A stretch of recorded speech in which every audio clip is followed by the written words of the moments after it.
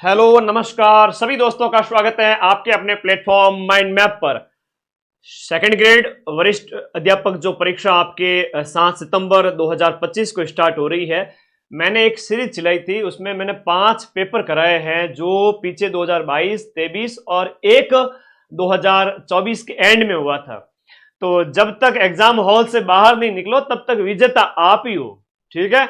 Choose the best, lose the rest and you are the best. मैं इतना कहूंगा, अगले 4 दिन आपके लिए बहुत इंपॉर्टेंट है। आज के 100 प्रश्न की अगर मैं बात करूं तो ये पेपर था जो आपका यहां पर बात करें 29 जनवरी 2023 को आयोजित हुआ था। मैं सभी प्रश्न है वो व्याख्या के साथ में लाऊंगा। 7 सितंबर को सेम ऐसा भी मतलब 7 सितंबर को इसी ट्रेंड पर, इसी पैटर्न पर आरपीएससी जब पेपर पूछते तो अपने पीछे वाले पैटर्न के अकॉर्डिंग ही चलती है। ये मत्स्य संघ वाला क्वेश्चन है, देख सकते हैं आप। यहीं से मैं आपको पहला प्रश्न करवाने जा रहा हूं और पीडीएफ आप सभी के लिए। फर्स्ट पेपर की बड़ी चिंता लगी रहती है आप लोगों को, बहुत चिंता लगी रहती है फर्स्ट पेपर की। आप लोगों को क्यों चिंता करते हो? चिंता से चतुरई घटे, घटे रूप और ज्ञान, चिंता बड़ी अभागिनी, चिंता चिता समान। 2025 के पेपर हिस्ट्री, कल्चर, ज्योग्राफी के करा दिए, पॉलिटी के करा दूंगा कल परसों में, ठीक है। तो इस प्रकार से 40 क्वेश्चन तो राजस्थान जीके के हैं, ठीक है, और 10 क्वेश्चन है वो आपके करंट के हैं। 50 क्वेश्चन तो यही हो गए। साइकोलॉजी और एक और शानदार क्लास आज रात को भी आने वाली है, और एसएसटी के नोट्स वो भी तो देने हैं तुम लोगों को। एसएसटी के नोट्स भी दूंगा। और एक बड़ी बात है, हिंदी और इंग्लिश लिटरेचर जिनका भी है उनकी भी क्लास हमारे बेस्ट फैकल्टीज जो है, रवि आचार्य सर इंग्लिश के और हिंदी के ब्रजवासी सर द लेजेंड, उनकी क्लास भी कल लगने वाली है, ठीक है। तो ये 3 सब्जेक्ट के मैं बैच भी चलाता हूं, इन तीनों को पढ़ाऊंगा भी मैं। तो चलिए स्टार्ट करते हैं आज के पेपर में 100 क्वेश्चंस। चलो रेडी हो? देखो पीछे वाले जो पेपर है ना वो हमेशा देख के जाना। पीछे वाले paper same to same repeat होते हैं, मतलब सेम टू सेम। अगर आप व्याख्या पढ़ लेते हो ना, अगर आप इनकी व्याख्या पढ़ लेते हो, हाँ जी आ जाइए सारे बच्चे आ जाइए, अगर आप इनकी डिटेल व्याख्या पढ़ के चले जाते हो तो बहुत हेल्प मिलेगी। यही ट्रेंड रहेगा। स्टार्ट करें। मत्स्य संघ के संबंध में है, राजस्थान की हिस्ट्री के अंदर मॉडर्न हिस्ट्री। मत्स्य संघ के मंत्रिमंडल में इनमें से कौन सम्मिलित नहीं था? अच्छा प्रश्न है। मत्स्य संघ के मंत्रिमंडल में कौन सम्मिलित नहीं था? तो दिए गए में प्रेम नारायण माथुर सम्मिलित नहीं थे। मत्स्य संघ का जब एकीकरण का जो पहला चरण हुआ था, जब इनकी बात करें 18 मार्च 1948 को, इसमें कौन शामिल थे? तो युगल किशोर चतुर्वेदी, चिरंजीव लाल शर्मा जी और भोलानाथ। ये नाम आपको याद रखने हैं ना, ये नाम आपको याद रखने हैं। अगले 4 दिन आपके सेकंड ग्रेड वालों के लिए जबरदस्त क्लासेस लेकर आने वाला हूं। अपने इस चैनल को जितने साथी जुड़े हुए हैं सब्सक्राइब कर लीजिए। मेरा आशीर्वाद आपके साथ में, मां सरस्वती आपकी इच्छा पूरी करेंगे। तो याद रखना इन नेताओं के नाम वगैरह। और बाकी एक ये पूछा जाता है, प्रधानमंत्री शोभाराम कुमावत और राज प्रमुख है वो उदय भान सिंह धौलपुर के थे, ठीक है। कुंदन कांड की जो घटना है वो कहां से संबंधित है? कुंदन कांड की हम बात करें, सीकर किसान आंदोलन से संबंधित है। कुंदन कांड क्या था? डेट याद कर लेना, 25 अप्रैल 1935 को। मैं बहुत सारी डिटेल व्याख्या लिख करके आया हूं, क्योंकि इन व्याख्या से क्वेश्चन मिलने पड़ेंगे। कहां जाएंगे, मतलब कहां जाएंगे प्रश्न, आप ये बताओ पहले तो। वो कहा 1919 का अधिनियम, वो कि वो 1935 का अधिनियम, बार बार वही प्रश्न आ रहे हैं। अभी तो पॉलिटी और ज्योग्राफी की मेरी मैराथन बाकी है, साइकोलॉजी की मैराथन आ रही है कल, एसएसटी इंग्लिश लिटरेचर और हिंदी लिटरेचर की क्लास आ रही है। एसएसटी के जो मैं क्लास करवाने जा रहा हूं वो पूरे राजस्थान में ऐसी क्लास मिलेगी भी नहीं आपको। अभी मैं घोषणा नहीं करूंगा, 2 दिन में आपको पता चल जाएगा, 1 से 2 दिन के अंदर अंदर एसएसटी के सारे सब्जेक्ट। हाँ, philosophy, sociology, pub ad, political science, all. Kundan घटना में क्या हुआ था कि धापी देवी ने उत्साहित होकर किसानों से टैक्स देने से मना कर दिया। टैक्स, तो धापी देवी का नाम याद रखना है। इधर जो शहीद हुए थे यहां पर चेतराम, टिकमराम या तुलसाराम या आसाराम, ये नाम जो है ना बहुत इंपॉर्टेंट है। ये नाम बहुत इंपॉर्टेंट है। अगली बार पूछ सकते हैं अगले जो 7 तारीख को कि भाई ये उस किसान आंदोलन से संबंधित कुंदन कांड में कौन कौन शहीद हुए थे। एक बार ये प्रश्न पूछा गया था, मोस्ट इंपोर्टेंट है। राजस्थान का वो किसान आंदोलन जिसकी गूंज है वो ब्रिटेन के जो है हाउस ऑफ कॉमन में, हाउस ऑफ लॉर्ड है और house of common. House of common क्या है? निम्न सदन है, जैसे हमारे यहाँ लोकसभा है, और हाउस ऑफ लॉर्ड यानी कि राज्यसभा जैसा है। तो हाउस ऑफ कॉमन में इसकी गूंज उठी थी। मोस्ट इंपोर्टेंट प्रश्न एग्जाम में आरपीएससी पूछ चुकी है। इस प्रश्न को आरपीएससी ने पूछा हुआ है। मैं 1 घंटे की क्लास लूंगा, ये 100 प्रश्न, इससे ज्यादा टाइम नहीं लूंगा आपका। साइकोलॉजी और करंट अफेयर्स तो मुझे सिर्फ टिक ही करना है, क्योंकि उसमें आप लोगों को ज़्यादा नया ही पढ़ना है, और वो हमारे साइकोलॉजी की क्लास भी कल लगेगी। नागणीची माता का मंदिर प्रश्न है वो डिलीट हुआ था। डिलीट इसलिए हुआ था क्योंकि एक से ज़्यादा जगहों पर स्थित है। वैसे नगाना गांव बालोतरा के अंदर आ गया वर्तमान में। नगाना गांव आप कहोगे बालोतरा के अंदर, नगाना गांव बालोतरा के अंदर, और ये आपको याद रखना है। नागणीची माता राठौड़ वंश की कुल देवी है। कई बार ऐसा प्रश्न आता है कि करणी माता बीकानेर के राठौड़ों की कुल देवी है, आराध्य देवी है, लेकिन कुल देवी नाम से भी प्रश्न आजकल आने लग गए हैं, तो थोड़ा तुम लोग कंफ्यूज मत होना इसमें, ठीक है। हाँ, एसएसटी पूरे मैं पढ़ाता हूँ, उसमें मेरे साथ इंडियन इकोनॉमिक्स वगैरह है, पब एड है, पॉलिटिकल साइंस है, उसमें अदर फैकल्टीज भी है ना। मैं ज्योग्राफी, हिस्ट्री, फिलोसॉफी और सोशोलॉजी, वो सब्जेक्ट्स जो मेरे इंटरेस्ट के हैं, जो मैंने बहुत बेहतर पढ़ रखे हैं, वो आपको पढ़ाता हूँ। बाकी 3-4 फैकल्टीज हैं, हम मिलकर के आपको एसएसटी का कोर्स कराते हैं। राव दुहड़ के द्वारा, एक इंपॉर्टेंट प्रश्न है, राव दुहड़ के द्वारा, मारवाड़ के जो संस्थापक थे, इन्होंने चक्रेश्वरी माता की मूर्ति कन्नौज से लाए थे, उसी को नगाना गांव में स्थापित किया था, बाड़मेर में। वर्तमान में है वो आपके कहां पर है? बालोतरा जिले में। 18 भुजाओं वाली देवी है, याद रख लेना, ठीक है। नागणीची माता राठौड़ों की कुल देवी है। राठौड़ मारवाड़ में थे, फिर बीका चले गए बीकानेर में, और इधर एक किशनगढ़ शाखा भी हो गई, ठीक है। सर डर लग रहा है, क्या होगा? अरे कुछ नहीं होगा, कभी डरो मत, कूद पड़ो मैदान में, जो कालियो कूद पड़ियो, है ना। डर के बिना अगर फाइट किया तो जिंदगी में सक्सेस हो जाओगे। बच्चे कह रहे कॉन्टैक्ट नंबर बेटा 8955982723, व्हाट्सएप होगा ओनली, ठीक है। व्हाट्सएप लिख के छोड़ देना, गुरुजी देखते तो है नहीं, दिन में हजारों मैसेज आ जाते हैं, टाइम मिलता है उस समय देखता हूं, ठीक है। चिल का टीला कौन से किले को कहते हैं? जयगढ़ का किला है वो, चिल का टीला है। चिल का टीला आपका, हम इसकी बात करें तो इसका निर्माण है वो जयसिंह सेकंड ने, यानी कि सवाई जयसिंह, जो 18वीं शताब्दी में 1700 से लेकर 1743 तक राजा थे, जिन्होंने जयपुर नगर बसाया था, उन्होंने इस जयगढ़ किले का निर्माण करवाया था, ठीक है। तो ये इनके संबंध में याद रखना है। और इसे विजय किला भी कहते हैं, जयगढ़ किला है, ये आपको याद रखना है। चित्तौड़गढ़ किले में आप जानते ही हो इनके बारे में, और चित्तौड़गढ़ किले को आमेर है, जो है आपका आमेर वगैरह 6 किले जो पहाड़ी किले हैं, आम, चीकू, गाजर जिसे तुम पढ़ते हो, वो आपकी यूनेस्को की विश्व धरोहर सूची के अंदर भी शामिल किए गए हैं। गागरोन का किला है तो एक जल दुर्ग है, जो आपका AK-47 के किनारे स्थित है, आहू और काली सिंध नदियों के किनारे। रणथंबोर किला जो है वो आपको 1301 में यहां पर अलाउद्दीन का हमला होता है। वह कौन सा चित्रकार है जो बीकानेर की चित्र शैली से संबंधित नहीं है? कई सारे नंबर आप ऐसे बढ़ा सकते हो, प्रश्न को पढ़ने का ढंग अगर सीख गए तो निश्चित रूप से नंबर बढ़ जाएंगे। तो यहां पर हम बात करें साहिब राम की, तो साहिब राम है वो आपका जो है आपका जयपुर चित्रकला शैली से है, जिसे हम आमेर चित्रकला की शैली कह सकते हैं, है ना। आमेर शैली से संबंधित है, जयपुर तो बाद में।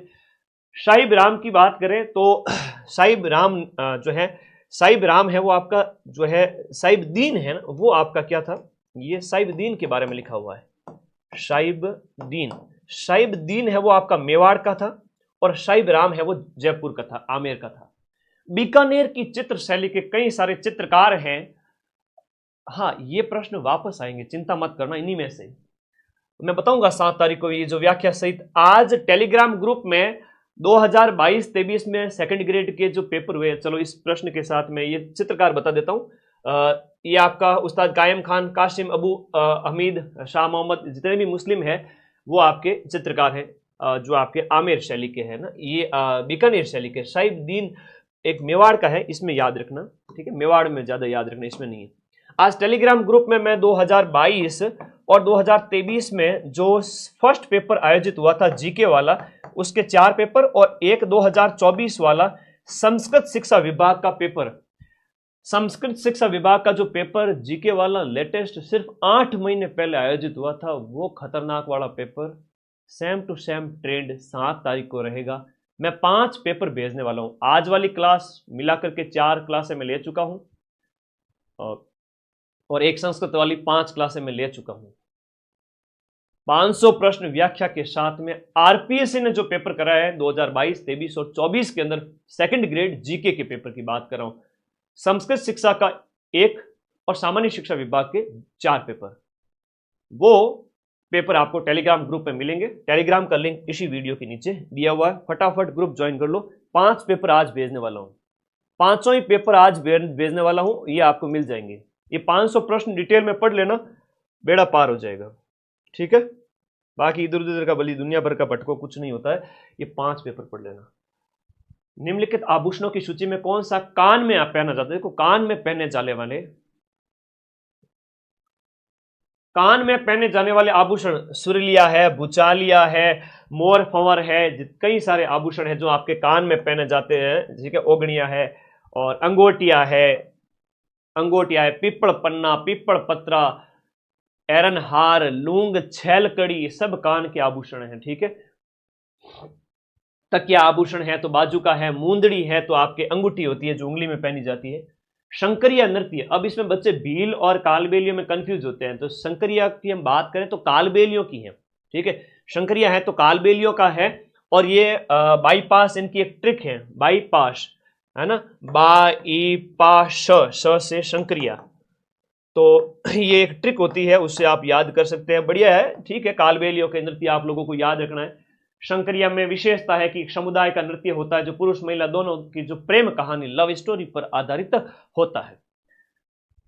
नेमिनाथ बारहमासा की रचयिता कौन है? नेमिनाथ बारहमासा की रचयिता है पलहण है। कई बार थोड़े से अच्छे ग्रंथ पूछे जा सकते हैं साहित्य के अंदर आप लोगों से, तो पलहण आप लोगों को इसमें याद रखना है।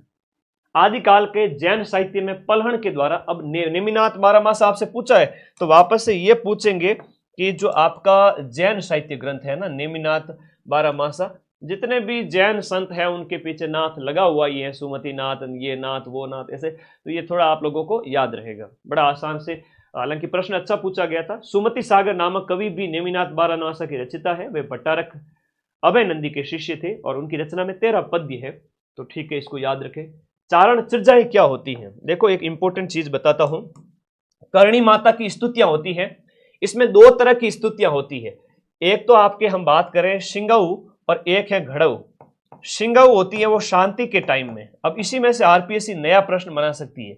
घड़ऊ हम बात करें शिंगऊ, शिंगऊ जब शांति का समय हो, जीवन में सब कुछ अच्छा चल रहा हो, तो शांति के समय में आप लोगों को यहाँ पर माता करणी की जो आराधना हमें करनी होती है, हम शिंगऊ जो है चिरजा का माता के लिए स्तुति करते हैं। और घड़ऊ धड़ धड़ा धड़ गड़ा गड़ा गड़, मुसीबत आई बोल के आई, तो मुसीबत के समय में धड़ धड़ा धड़ है ना मार पड़ती है, उस समय की बात है जब जीवन में मुसीबत हो, उस समय करणी माता के वो घड़ऊ है चिरजा का, माता के लिए हम स्तुति करते हैं। तो ये आप लोगों को याद रखना है, सिंगऊ और घड़ऊ 2 होती है, ये चारण जो चारणों के द्वारा विशेष रूप से करणी माता की आराधना की जाती है। चारण चिरजाएं हैं जो करणी माता की स्तुतियां हैं, और संस्कृत चर्या सबसे उत्पन्न है जो धार्मिक प्रार्थना होती है। राजस्थान की पॉलिटी से प्रश्न आपसे पूछे गए हैं, ध्यान रखना, राजस्थान की पॉलिटी से संबंधित प्रश्न पूछा गया है, बहुत अच्छा प्रश्न है, बहुत अच्छा प्रश्न है, मोस्ट इंपोर्टेंट प्रश्न है। राजस्थान का राज्यपाल किसे पद की शपथ नहीं दिलाता है? पद की शपथ है वो आपके किसको नहीं दिलाता है, थोड़ा ध्यान रखना, ठीक है। राजस्थान हाईकोर्ट के न्यायाधीश को, राजस्थान विधानसभा के अध्यक्ष को, विधानसभा के सदस्यों को, या राज्य के मंत्री को पद की शपथ है, उसमें 2 ऑप्शन होगा। ऑप्शन 2 कैसे होगा, इधर देखिएगा। शपथ दिलाने की प्रक्रिया के अनुसार राज्यपाल है वो आपके हाईकोर्ट के मुख्य न्यायाधीश को उनकी अनुपस्थिति में वरिष्ठतम, ठीक है, उच्च न्यायालय के मुख्य न्यायाधीश या उनकी अनुपस्थिति में वरिष्ठतम न्यायाधीश शपथ दिलाते हैं राज्यपाल को। यहां पर जो दिया गया, राज्यपाल है वो मुख्यमंत्री और अन्य मंत्रियों को पद और गोपनीयता की शपथ दिलाते हैं, तो मुख्यमंत्री हो गया, इसके साथ साथ आपके अन्य मंत्री भी हो गए। फिर अध्यक्ष को शपथ दिलाने की प्रक्रिया राज्य विधानमंडल के नियम और प्रक्रियाओं के अनुसार होती है, ये राज्यपाल के द्वारा नहीं होती है। पद की शपथ है वो आपकी राज्यपाल की नहीं होगी, आपके कौन हो जाएंगे, मुख्य न्यायाधीश यहां पर है। अनुच्छेद 213, देखो एक आपके अध्यादेश के संबंध में शक्ति है, अध्यादेश के संबंध में शक्ति है 213 राज्यों के संबंध में राज्यपाल की है। अध्यादेश जारी करने की शक्ति राज्यपाल की अनुच्छेद 213 के अंदर है, और अनुच्छेद 123 के अंदर है वो आपकी किसकी है, वो है आपकी राष्ट्रपति की शक्ति है। तो राज्यपाल जब विधानमंडल अस्तित्व में नहीं है, जब विधानमंडल एक या दोनों सत्र, या तो एक सत्र, एक जो आपका सदन या दोनों ही सदन अस्तित्व में नहीं हो, कानून की जरूरत पड़ जाए, उस समय जो आदेश है वो अध्यादेश है राज्यपाल का। अब इसको अस्तित्व में रखने के लिए जब विधानमंडल वापस समवेत हो उस समय कम से कम 6 सप्ताह यानी कि 42 दिन के भीतर भीतर आपको उसका परमिशन लेनी पड़ेगी। परमिशन का मतलब ये मैं साधारण भाषा में बोल रहा हूं, अनुमोदित करना जरूरी है। अगर जो है आपकी विधानसभा ने और सेंट्रल लेवल पर कहें तो संसद ने अनुमोदित अगर उसको नहीं किया है तो वो निष्क्रिय हो जाता है, कानून नहीं रहता है। और अनुमोदन कर दिया तो वो आपका कानून बना रहता है। तो ये अध्यादेश है वो राज्यपाल का है और सेंट्रल लेवल पे राष्ट्रपति का होता है। वर्तमान मुख्य सचिव उषा शर्मा, हालांकि ये प्रश्न जब उषा शर्मा है वो मुख्य सचिव थी उस समय का है ना, पैनिक ना हो, सामान्य सी चीज है। उषा शर्मा जो राजस्थान की सेकंड महिला मुख्य सचिव है, ठीक है, सेकंड महिला मुख्य सचिव है उषा शर्मा। और इसी में ही आगे कुशल सिंह का भी प्रश्न आया हुआ है जो कि पहली महिला मुख्य सचिव थी। उषा शर्मा से पहले कितनी महिलाएं राजस्थान की मुख्य सचिव रही है? तो एक रही है और वो रही है आपकी कुशल सिंह। कुशल सिंह है वो प्रथम थी। 2009 के अंदर कुशल सिंह राजस्थान की पहली चीफ सेक्रेटरी बनती है, राजस्थान की पहली चीफ सेक्रेटरी। और उनके समय में सीएम जो हुआ करते थे अपने अशोक गहलोत हुआ करते थे। अशोक गहलोत के समय में चीफ सेक्रेटरी आपके फरवरी से लेकर के अक्टूबर के महीने तक, फेब 2009 से लेकर के अक्टूबर 2009 तक उषा ये आपके कुशल सिंह राजस्थान की पहली महिला मुख्य सचिव, सबसे बड़ी प्रशासनिक अधिकारी जो मुख्यमंत्री की हम कहें सलाह देने वाले हैं ना, एक तरह से प्रशासनिक महकमे की हेड उसे कह सकते हैं, सचिवालय की। तो ये आपको याद रखना है। कुशल सिंह के बारे में पूछा गया प्रश्न है तो ये आप बने थे फरवरी से लेकर के अक्टूबर 2009 अशोक गहलोत के समय में। राजस्थान लोक सेवा आयोग अपना वार्षिक प्रतिवेदन किसको प्रस्तुत करता है? राज्यपाल को या राष्ट्रपति को या विधानसभा को या संघ लोक सेवा आयोग को? प्रेजेंट में तो शुभांशु आपके वो तो लिखवाना जरूरी भी है, हर बार लिखवाता हूं मैं तो हर एक पेपर के अंदर। वर्तमान में सुधांश पंत है, सुधांश पंत, ये अपने 45वें वर्तमान है। अगले प्रश्न का उत्तर बताइए आप लोग, तो ये प्रश्न अभी पूछा गया भी है ना, सुधांश पंत 45वें। लोकसभा आयोग अपना आरपीएससी अपना प्रतिवेदन किसको सौंपता है? आरपीएससी अपना प्रतिवेदन है वो राज्यपाल को सौंपता है। आरपीएससी लोक सेवा आयोग की बात करें तो हमारे कॉन्स्टिट्यूशन के अंदर आर्टिकल 315 से लेकर 323 तक भाग 14 के अंदर आपकी लोक सेवा आयोग का प्रावधान किया गया है। अध्यक्ष और सदस्यों की जो नियुक्ति है वो भी आपके राज्यपाल के द्वारा की जाती है। यह प्रश्न भी पूछा जाता है। अब एक प्रश्न आपसे यह भी पूछा जाता है कि आपके अध्यक्ष और सदस्यों का कार्यकाल 6 वर्ष और या फिर 62 की एज जो भी पहले हो वो होती है, ठीक है। अब देखो, ये देखो, आप देखो तो सही पहले भाई, एक प्रश्न यहां आरपीएससी का पूछ लिया कि प्रतिवेदन किसको सौंपता है। अब मुझे बताइए, मैंने पीछे जो 5 पेपर आपको कराए हैं, जो पांचों की पीडीएफ यानी कि आरपीएससी के 500 प्रश्न जो आज आपको मैं टेलीग्राम पर अभी इस क्लास के जस्ट बाद में देने वाला हूं, आप उनकी व्याख्या पढ़ के चले जाओ तो आरपीएससी में बार बार वही प्रश्न आरपीएससी का पूछा है। इस बार भी 7 तारीख को 2 प्रश्न और पूछे जाएंगे। भले दुनिया भर का कितना ही पढ़ा हुआ और ये प्रश्न की व्याख्या नहीं पढ़ के गए तो मामला गड़बड़ है, क्योंकि ये आरपीएससी के पेपर है। तो बार बार प्रश्न आ रहा है, इधर आरपीएससी का पूछा, इधर फिर से पूछ रहा, उसी की व्याख्या में प्रश्न क्लियर हो गया। यहां पर कौन सा कथन है वो सही है आरपीएससी के बारे में? अध्यक्ष और अन्य सदस्यों की नियुक्ति राष्ट्रपति नहीं बल्कि राज्यपाल के द्वारा होती है।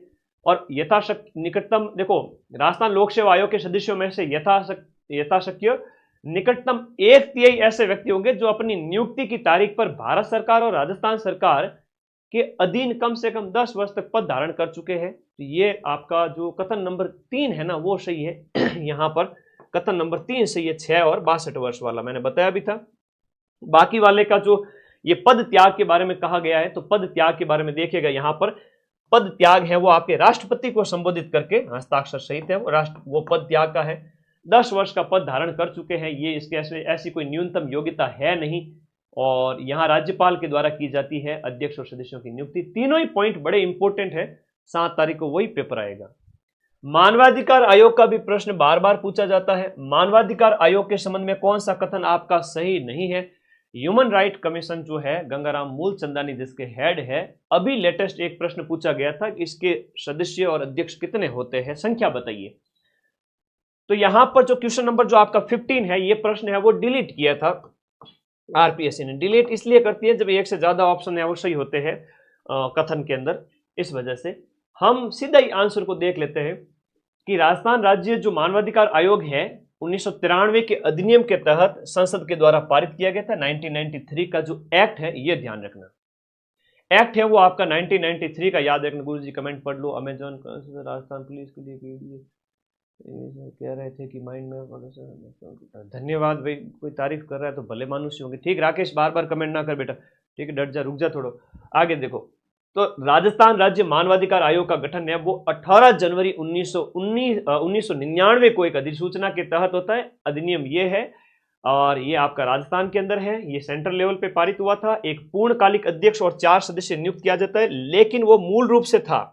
अभी वर्तमान की अगर आप बात करें, जो संशोधन हो चुका है और ये प्रश्न एग्जाम में आ चुका है, एक अध्यक्ष होगा, गंगाराम मूलचंदानी है, प्लस 2 अन्य सदस्य होंगे। ये प्रश्न आपको याद रखना है। इनकी धाराओं में परिभाषाएं वगैरह सब कुछ दी गई है। सचिव है वो आपका सरकार के सचिव के स्तर से कम नहीं होगा। ऑप्शन आपसे दिए जाएंगे। आरपीएससी बढ़िया पेपर देगी, है ना, खतरनाक वाला पेपर देगी। आरपीएससी कथन देगी आप लोगों को, तो आपको बताना है कि सचिव स्तर से कम का वो नहीं होगा। कार्यकाल वगैरह कई सारे धारा 23 के अंदर वैधानिक गारंटी बताई गई है। चलो, बाकी व्याख्याएं आप लोग अच्छे से निकाल लेना। ये प्रश्न 500 पढ़ के जाना। आरपीएससी के सेकंड ग्रेड के पिछले 2 साल के अंदर जितने भी पेपर हुए सारे संस्कृत का हो चाहे ये हो। भारत के संविधान का कौन सा प्रावधान आपके पंचायती राज से संबंधित नहीं है? हम पंचायती राज से बात करें 243 है, 11वीं अनुसूची है, 40 है, लेकिन हम बात करें आपका जो 41 अनुच्छेद 41 इससे संबंधित नहीं है। अनुच्छेद 40 में तो गांधी जी के गांधीवादी विचारधारा के तहत पंचायतों की मजबूती और उनके विकास की बात कही गई है। ठीक है, अब 4 दिन थोड़े बच्चे हैं, सेकंड 4th ग्रेड वालों को बड़ा मुश्किल से समझा के आया हूं कि सेकंड ग्रेड वालों को पढ़ा देता हूं। 3, 4, 5, 6 और 7 तारीख को तुम्हारा पेपर सॉल्यूशन। तो 5 दिन में सेकंड ग्रेड वालों को देना चाहता हूं। 5 दिन में कम से कम 10 क्लास लगेगी, 10-12। तो टेलीग्राम पे मिल जाएगी पीडीएफ। तो 243 है, आप सबको पता है पंचायती राज के बारे में। 11वीं अनुसूची इसके आपके पंचायतों के बारे में। 12वीं अनुसूची की हम बात करें तो वो नगर निकायों के बारे में है। और 73वें संविधान संशोधन अधिनियम के तहत 243 ए से लेकर के 243 ओ तक। ठीक है, हाँ। अब इसके तहत हम बात करें, अनुच्छेद 41 क्या है? डीपीएसपी में है, जो आपके काम के अधिकार, शिक्षा के अधिकार, नीति निर्देशक तत्व के अंदर है। वहां पंचायतों से संबंधित कोई बात नहीं है। राजस्थान विधान सरल प्रश्न था, कठिन नहीं था। अगर पढ़ना है तो आप बनाओ बेटा, पढ़ो, बार बार कमेंट करिए इसको, तो टाइम आउट करो, इसको परेशान कर रहा है। राजस्थान विधानसभा की कार्य मंत्रणा समिति, देखो विधानसभा की समिति से संबंधित प्रश्न पूछ रहे हैं। चिंता मत करो, बेड़ा पार लगा दूंगा। थोड़ा रब सब्र रखो, लाइव में थोड़े कमेंट देखने पड़ते हैं, क्या करें। राजस्थान विधानसभा की जो कार्य मंत्रणा समिति है, कार्य मंत्रणा समिति का जो हेड होता है विधानसभा के स्पीकर होते हैं। विधानसभा स्पीकर, प्रोटेम स्पीकर, इनसे संबंधित प्रश्न बार बार पूछे जाएंगे, ध्यान रख लेना। कार्य मंत्रणा के हेड हम वर्तमान में बात करें तो कौन है? वासुदेव देवनानी। कार्य मंत्रणा समिति का अध्यक्ष कौन होंगे, ये पूछा गया है। कार्य मंत्रणा समिति के अध्यक्ष विधानसभा अध्यक्ष होते हैं। प्रथम विधानसभा अध्यक्ष आपसे निश्चित रूप से पूछे जाते हैं। प्रथम विधानसभा उपाध्यक्ष लाल सिंह सक्तावत है। प्रथम विधानसभा उपाध्यक्ष लाल सिंह सक्तावत है। लेकिन प्रथम विधानसभा के जो स्पीकर थे हमारे नरोत्तम लाल जी जोशी थे। यह अच्छा प्रश्न है, अध्यक्ष उपाध्यक्ष। फिर राजस्थान विधानसभा के वर्तमान अध्यक्ष तो वासुदेव देवनानी है। चलो, प्रोटेम स्पीकर कौन है वो भी बता दो आप लोग। अगला देखो, 15वीं विधानसभा का प्रोटेम स्पीकर पूछा है आप, तो 16वीं विधानसभा जो अभी वर्तमान में चल रही है उसे कहेंगे 16वीं विधानसभा। 16वीं विधानसभा के जो है प्रोटेम स्पीकर है, पी से प्रोटेम स्पीकर और के से कालीचरण सराफ। तो वर्तमान में तो है आपके कालीचरण जी सराफ, तो आपको तो यही याद रखना है, कालीचरण जी सराफ याद रखना है। बाकी इसके जो 15वीं विधानसभा के जो थे वो थे गुलाब चंद जी कटारिया, जो वर्तमान में पंजाब के राज्यपाल हैं। वर्तमान में क्या है? गवर्नर है। वर्तमान में आपके गवर्नर है। ठीक है, पंजाब, चंडीगढ़। और ओम माथुर का भी प्रश्न आता है, जो सिक्किम के गवर्नर हैं। संस्कृत शिक्षा विभाग के पेपर में प्रश्न पूछा गया था। ओम माथुर वर्तमान में कहां के गवर्नर है? यह प्रश्न दिसंबर 2024, आज से 8 महीने 9 महीने पहले पेपर हुआ था। संस्कृत शिक्षा विभाग, सिलेबस सेम है, फर्स्ट पेपर जीके में पूछा था ओम माथुर वाला। ओम माथुर का भी संबंध राजस्थान से ही, तो ओम माथुर वर्तमान में आपके सिक्किम के राज्यपाल हो गए। अच्छा प्रश्न है और मैं तो नजर रखता हूं एकदम, ठीक है, कौन सा पेपर, इसीलिए तो भाई 90% मिला तो आरपीएससी के पेपर में, जहां हवाई नहीं लगती है। ठीक है, तो ये पंजाब वाला याद रखना, अच्छा प्रश्न है, वो संस्कृत शिक्षा विभाग में पूछा गया था। ठीक है, आरपीएससी द्वारा। तो राजस्थान के प्रोटेम, ये एक और अच्छा प्रश्न पूछा जाता है कि राजस्थान के जो पहले प्रोटेम स्पीकर है वो कौन से थे? देखो, राजस्थान के जो पहले प्रोटेम स्पीकर थे वो महारावल संग्राम सिंह थे, पहले प्रोटेम स्पीकर। और हम बात करें, राज्यपाल कलराज मिश्र ने प्रोटेम स्पीकर को शपथ दिलाई थी। ठीक है, वर्तमान में तो हमारे राज्यपाल आपको बागड़े जी हैं, है ना, हरिभाऊ किशन राव बागड़े है, वो वर्तमान में हमारे क्या है, राज्यपाल है। राजस्थान विधानसभा में अंतिम बार अविश्वास प्रस्ताव 1985 में पारित हुआ था, प्रस्तुत किया गया था अविश्वास प्रस्ताव। एक होता है विश्वास प्रस्ताव। अविश्वास प्रस्ताव तो इसलिए लाया जाता है कि जैसे सेंट्रल लेवल की बात करें तो संसद का विश्वास है सरकार में, इसलिए लाया जाता है।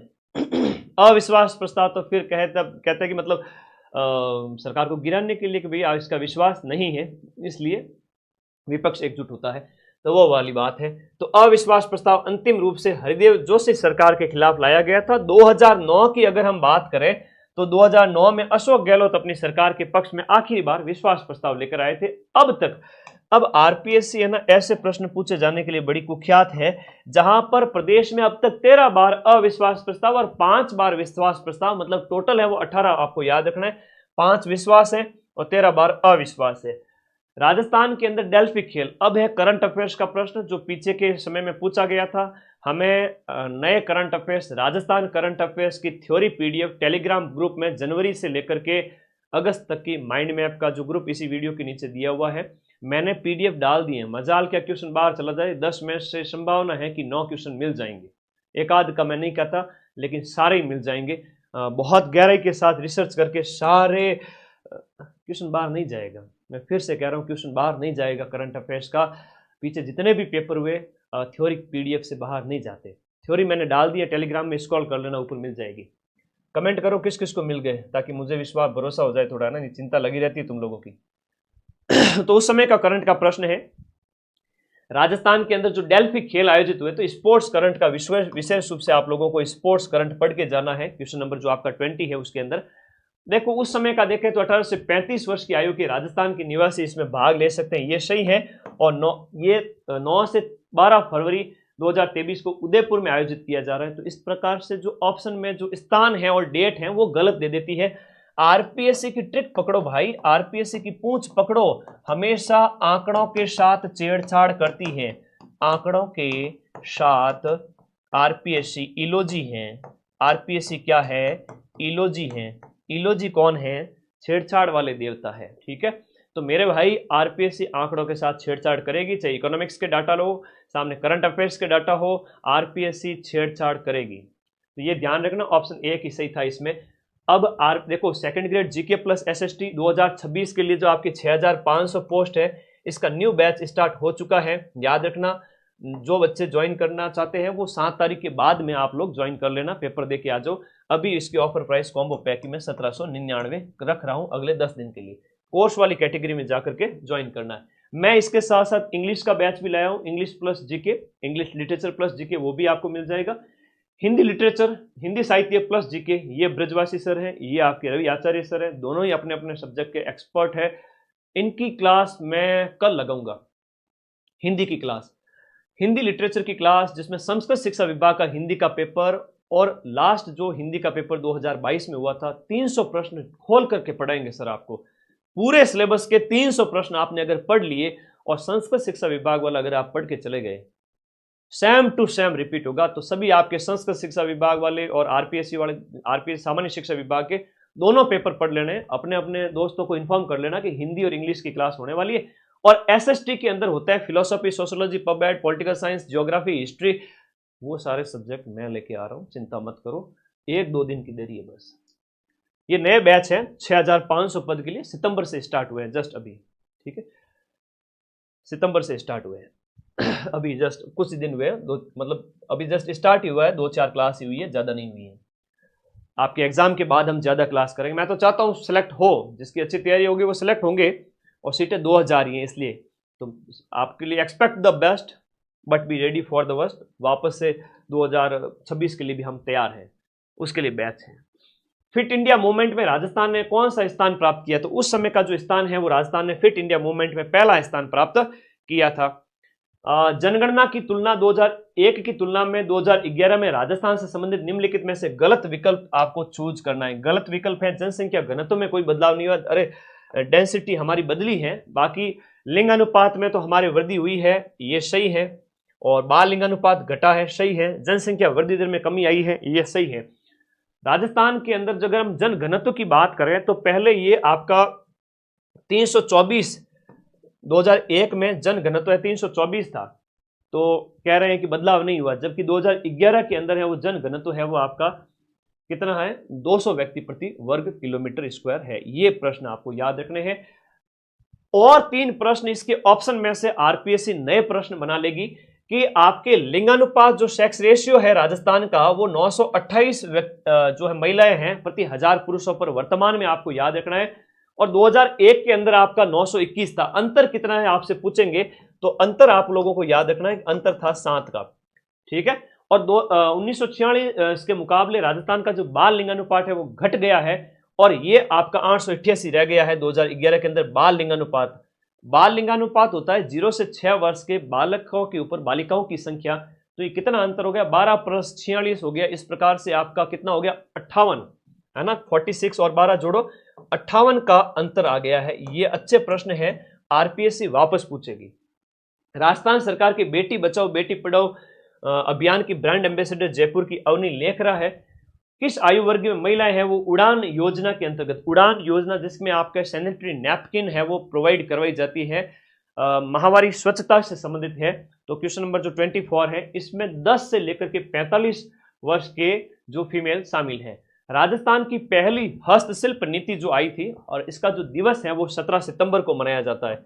17 सितंबर है वो इसका क्या होता है, हस्तशिल्प दिवस मनाया जाता है। और इस दिन एमएसएमई दिवस भी मनाया जाता है, एमएसएमई भी मनाया जाता है, मध्यम सूक्ष्म और लघु उद्योग दिवस, और हस्तशिल्प दिवस भी मनाया जाता है। तो ये 2 दिवस आप लोगों को याद रखने।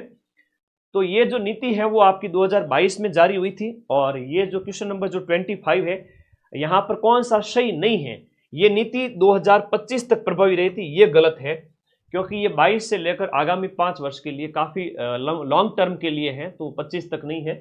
एक चीज ये याद रखना कि राजस्थान की पहली हस्तशिल्प नीति 17 सितंबर 2022 को लाई जाती है। 17 सितंबर 2022 रट लो भैया, पूछा जाएगा। और फिर इससे आने वाले 5 सालों में देखो, एक बड़ी कॉमन चीज है, आरपीएससी है ना तुम लोगों को बेवकूफ समझती है, लेकिन तुम लोग मेरे चेले हो, तुम लोग बेवकूफ हो ही नहीं सकते। यहां कह रहा है कि 5 सालों में, 5 वर्षों में 50,000 से अधिक रोजगार मिलेंगे। ठीक है भाई, 5 साल की बात कर रहे हो, नीचे मस्करी क्यों कर रहे हो, नीचे 2025 ही कह रहे हो, नीति 2025 तक ही प्रभावित होगी। बात गलत है, बात गलत है, 2025 तक नीति प्रभावित रहेगी। और यहां कह रहे हो कि आगामी 5 साल में हम 50,000 रोजगार देंगे, इसका मतलब नीति आगामी 5 साल के लिए है।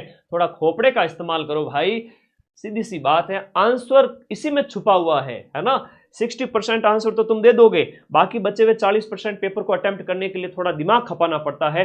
विलुप्त होती जो परंपरागत हस्तकलाओं को वापस जीवित करना, चाहे कोई बढ़ईगिरी है और भी कई सारी मेरे पिताजी करते थे ये काम, मैं तो नहीं करूंगा। क्यों भाई, तो सरकार है वो प्रोत्साहित कर रही है कि आप अपना परंपरागत काम है वो करें।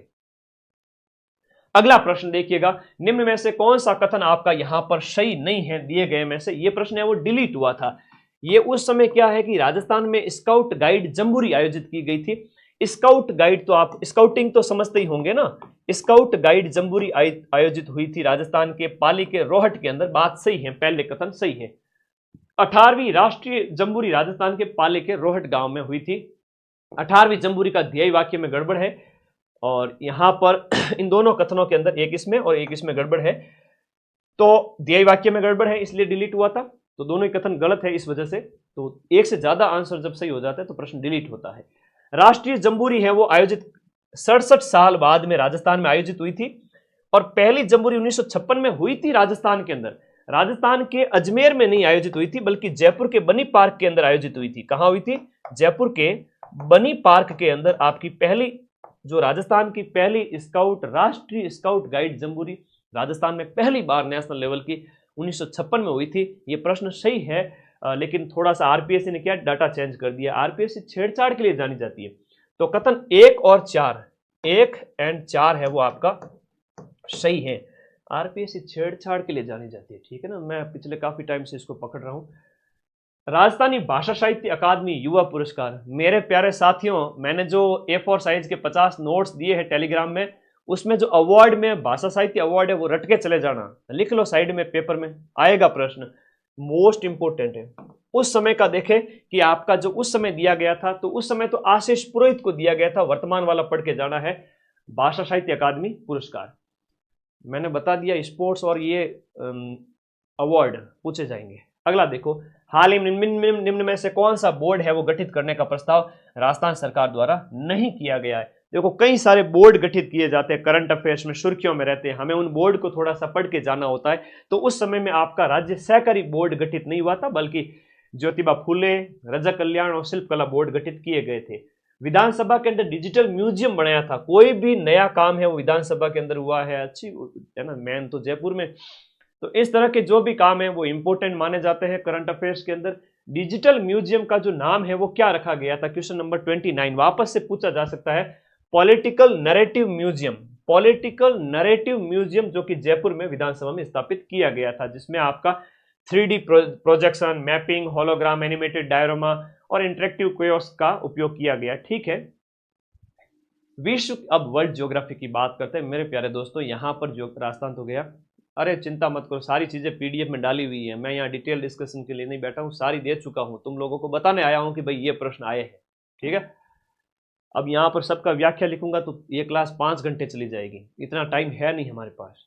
90% सिलेबस कवर कर लिया है। ठीक है, बैच में नोट्स पड़े हैं तो बहुत बढ़िया है और शुभकामनाएं आप लोगों को। विश्व की कितने प्रतिशत जनसंख्या है वो नॉर्थ हेमिस्फीयर में रहती है? हम बात करें तो ये जो आपका उत्तरी गोलार्ध है, इस गोलार्ध में आपकी जो पॉपुलेशन है वो 90% रहती है। कितनी रहती है? 90%। और जमीन की अगर हम बात करें तो जमीन है वो आपके केवल और केवल है 30% है। उत्तरी गोलार्ध में 30% जमीन है, लेकिन 60-90% जनसंख्या रहती है। ये आप लोगों को याद रखना है। क्वेश्चन नंबर जो 30 है उसका आंसर 90% है। साउथ हेमिस्फीयर में क्या है कि यहां पर जल ही जल है ना, यहां पर जल है। साउथ हेमिस्फीयर में लोग बहुत कम निवास करते हैं, सिवाय अफ्रीका का नीचे वाला भाग और दक्षिण अमेरिका और ऑस्ट्रेलिया। इसके अलावा दक्षिणी गोलार्ध में कोई रहता नहीं है। ये 0 डिग्री से गोलार्ध काउंट होते हैं, उत्तरी और दक्षिणी। ये तो अक्षांश रेखा है, तो पढ़ लेना अच्छे से। यहां इनको सुमेलित करना है। एक द्वीप वाला तो सामान्य सा प्रश्न आपसे पूछा ही जाएगा कि आपके गैलापैगोस द्वीप है वो कहां है। तो ये आपका क्वेश्चन नंबर जो 31 है, इसकी हम बात करें। गैलापैगोस द्वीप है वो आपके प्रशांत महासागर के अंदर है। और बी यानी कनारी द्वीप है तो वो आपके अंध महासागर यानी अटलांटिक महासागर के अंदर है। डियागो गार्सिया एक बहुत इंपॉर्टेंट द्वीप होता है। डियागो गार्सिया बहुत इंपॉर्टेंट द्वीप है जो कि आपके हिंद महासागर के अंदर स्थित है ना। ब्रिटेन वगैरह इनके लिए विवाद का बीच का कारण बनता है, कई बार शीत युद्ध में कारण रहा था ये। और न्यू साइबेरियन द्वीप है वो आपके आर्कटिक महासागर के अंदर हो जाता है। तो ये डियागो गार्सिया हिंद महासागर में, याद रखना। इनमें डी ऑप्शन सही है। 31 के अंदर क्या हो गया? डी ऑप्शन सही हो गया। अब कई सारे द्वीप हैं जो यहां पर दिए गए हैं, आप इनको अच्छे से डियागो गार्सिया और न्यू साइबेरियन इन सबको पढ़ लेना।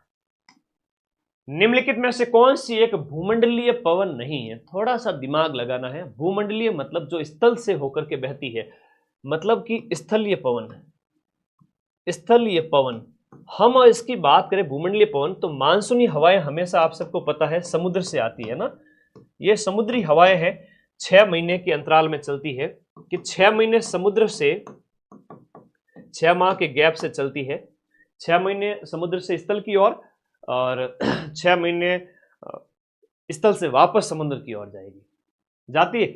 जब गर्मियों के टाइम में इंडिया पे जो गर्मी बढ़ जाए तो लो प्रेशर हो जाता है, तो हाई प्रेशर से हवाएं लो प्रेशर की ओर चलती है, मानसून आता है, सर्दियों में मानसून लौट जाता है। समझ गए बात को? ओके, अगला देखिएगा, वेरी इंपॉर्टेंट हो गया। भूमंडलीय पवनें आप लोग देखिएगा, भूमंडलीय पवनें हैं जो वर्ष भर एक ही दिशा में चलती है। इसकी खासियत है कि एक दिशा में चलती रहती है, जैसे व्यापारिक हवाएं, ध्रुवीय हवाएं, पछुआ हवाएं, इनकी एक ही डायरेक्शन होती है।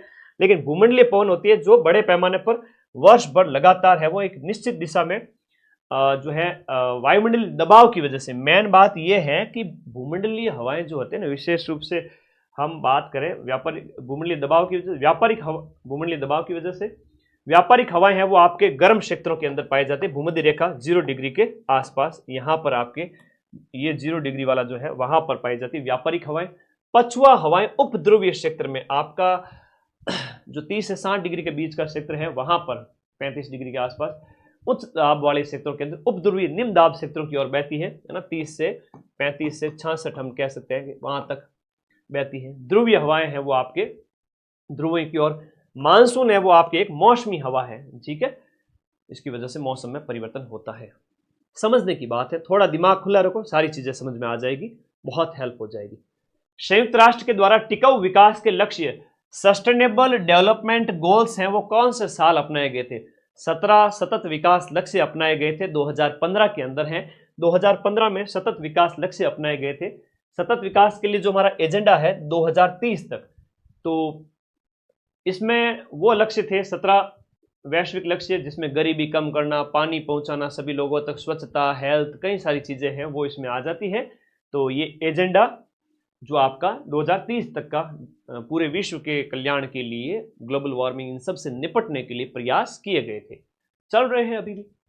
जनसंख्या प्रवर्षण नियंत्रण, जनसंख्या जो एक जगह से दूसरी जगह बसती है उसे जनसंख्या प्रवर्षण कहते हैं। और जनसंख्या प्रवर्षण नियंत्रण के लिए किस देश ने त्वचा के रंग के आधार पर नीति अपनाई है? त्वचा के रंग के आधार पर जो है वो आपका जनसंख्या के रोकने के लिए कि भाई गोरे रहेंगे, काले नहीं आएंगे, ऑस्ट्रेलिया ने ऐसी एक नीति अपनाई थी। अब ये बड़ा अच्छा प्रश्न पूछा गया था, खतरनाक प्रश्न पूछा गया था, थोड़ा सा कठिन प्रश्न भी हम इसे कह सकते हैं। यहां पर यह कहा गया है पूर्वांचल हिमालय की निम्नलिखित पहाड़ियों का सही क्रम आपको नॉर्थ से लेकर के साउथ की ओर बताना है, नॉर्थ से साउथ की ओर क्रम बताना है। क्वेश्चन नंबर आपका 35 के अंदर देखिएगा, सबसे पहले आएगी पटकोई बूम, पटकोई बूम है, उसके बाद में नागा पहाड़ी है, पटकोई बूम और नागा बी और सी इसमें हो गया। उसके बाद में आएगी ए यानी बैरिल, और उसके बाद मिजो आएगी। तो पहले थोड़ा यहां ध्यान दीजिएगा, बैरिल की हम बात करें असम और नागालैंड के अंदर है। ये सब आपके हिमालय पर्वत श्रृंखला के पार्ट है, जो भारत के 7 पूर्वोत्तर राज्य हैं वहां पर नागा, मिश्मी, पटकोई बूम, ये सभी पहाड़ियां आपका उसी का ही पार्ट है। और गारो खासी जयंतियां हैं तो वो मेघालय के अंदर है, जहां पर सबसे ज्यादा बारिश होती है। बादल उन पहाड़ियों के बीच में घुस जाते हैं, बाहर निकल नहीं पाते, ठंडे होकर वहीं बरस जाते हैं। पटकोई बूम अरुणाचल प्रदेश से, बिल्कुल सही है, पटकोई बूम है वो आपका अरुणाचल प्रदेश के अंदर है। तो दिए गए में हमने पटकोई सबसे पहले रखा, क्योंकि जब हम इंडिया का जब हम मैप देखते हैं ना, इंडिया पॉलिटिकल मैप देखते हैं, कुछ इस प्रकार से इंडिया का मैप बनाते हैं कि नहीं बनाते हैं? तो आप ये देखो, ये हम इंडिया का जो मैप बनाते हैं उसमें अरुणाचल प्रदेश, ये जो ऊपर वाला तीखा वाला भाग है ना, ये अरुणाचल प्रदेश है। तो मेरे भाई थोड़ा तो मैप पता होना चाहिए ना। अरुणाचल सबसे ऊंचा है सर, तो पटकोई सबसे पहले आएगी। अगर पटकोई यानी बी पहले कर दिया तो ऑप्शन 50-50 वाला मामला हो गया। तो यहां पर बी इसमें भी है, बी इसमें भी है, फिर सी और डी में है अंतर। तो कई बार होता है कि थोड़ा अगर हम 50-50 मामला रिस्क लेवे तो भी 20 में से 10, 12, 13 मतलब ठीक है, 10-12 क्वेश्चन सही कर सकते हैं, 5-7 गलत हो जाए तो कोई दिक्कत नहीं, 2-4 छोड़ भी सकते हैं।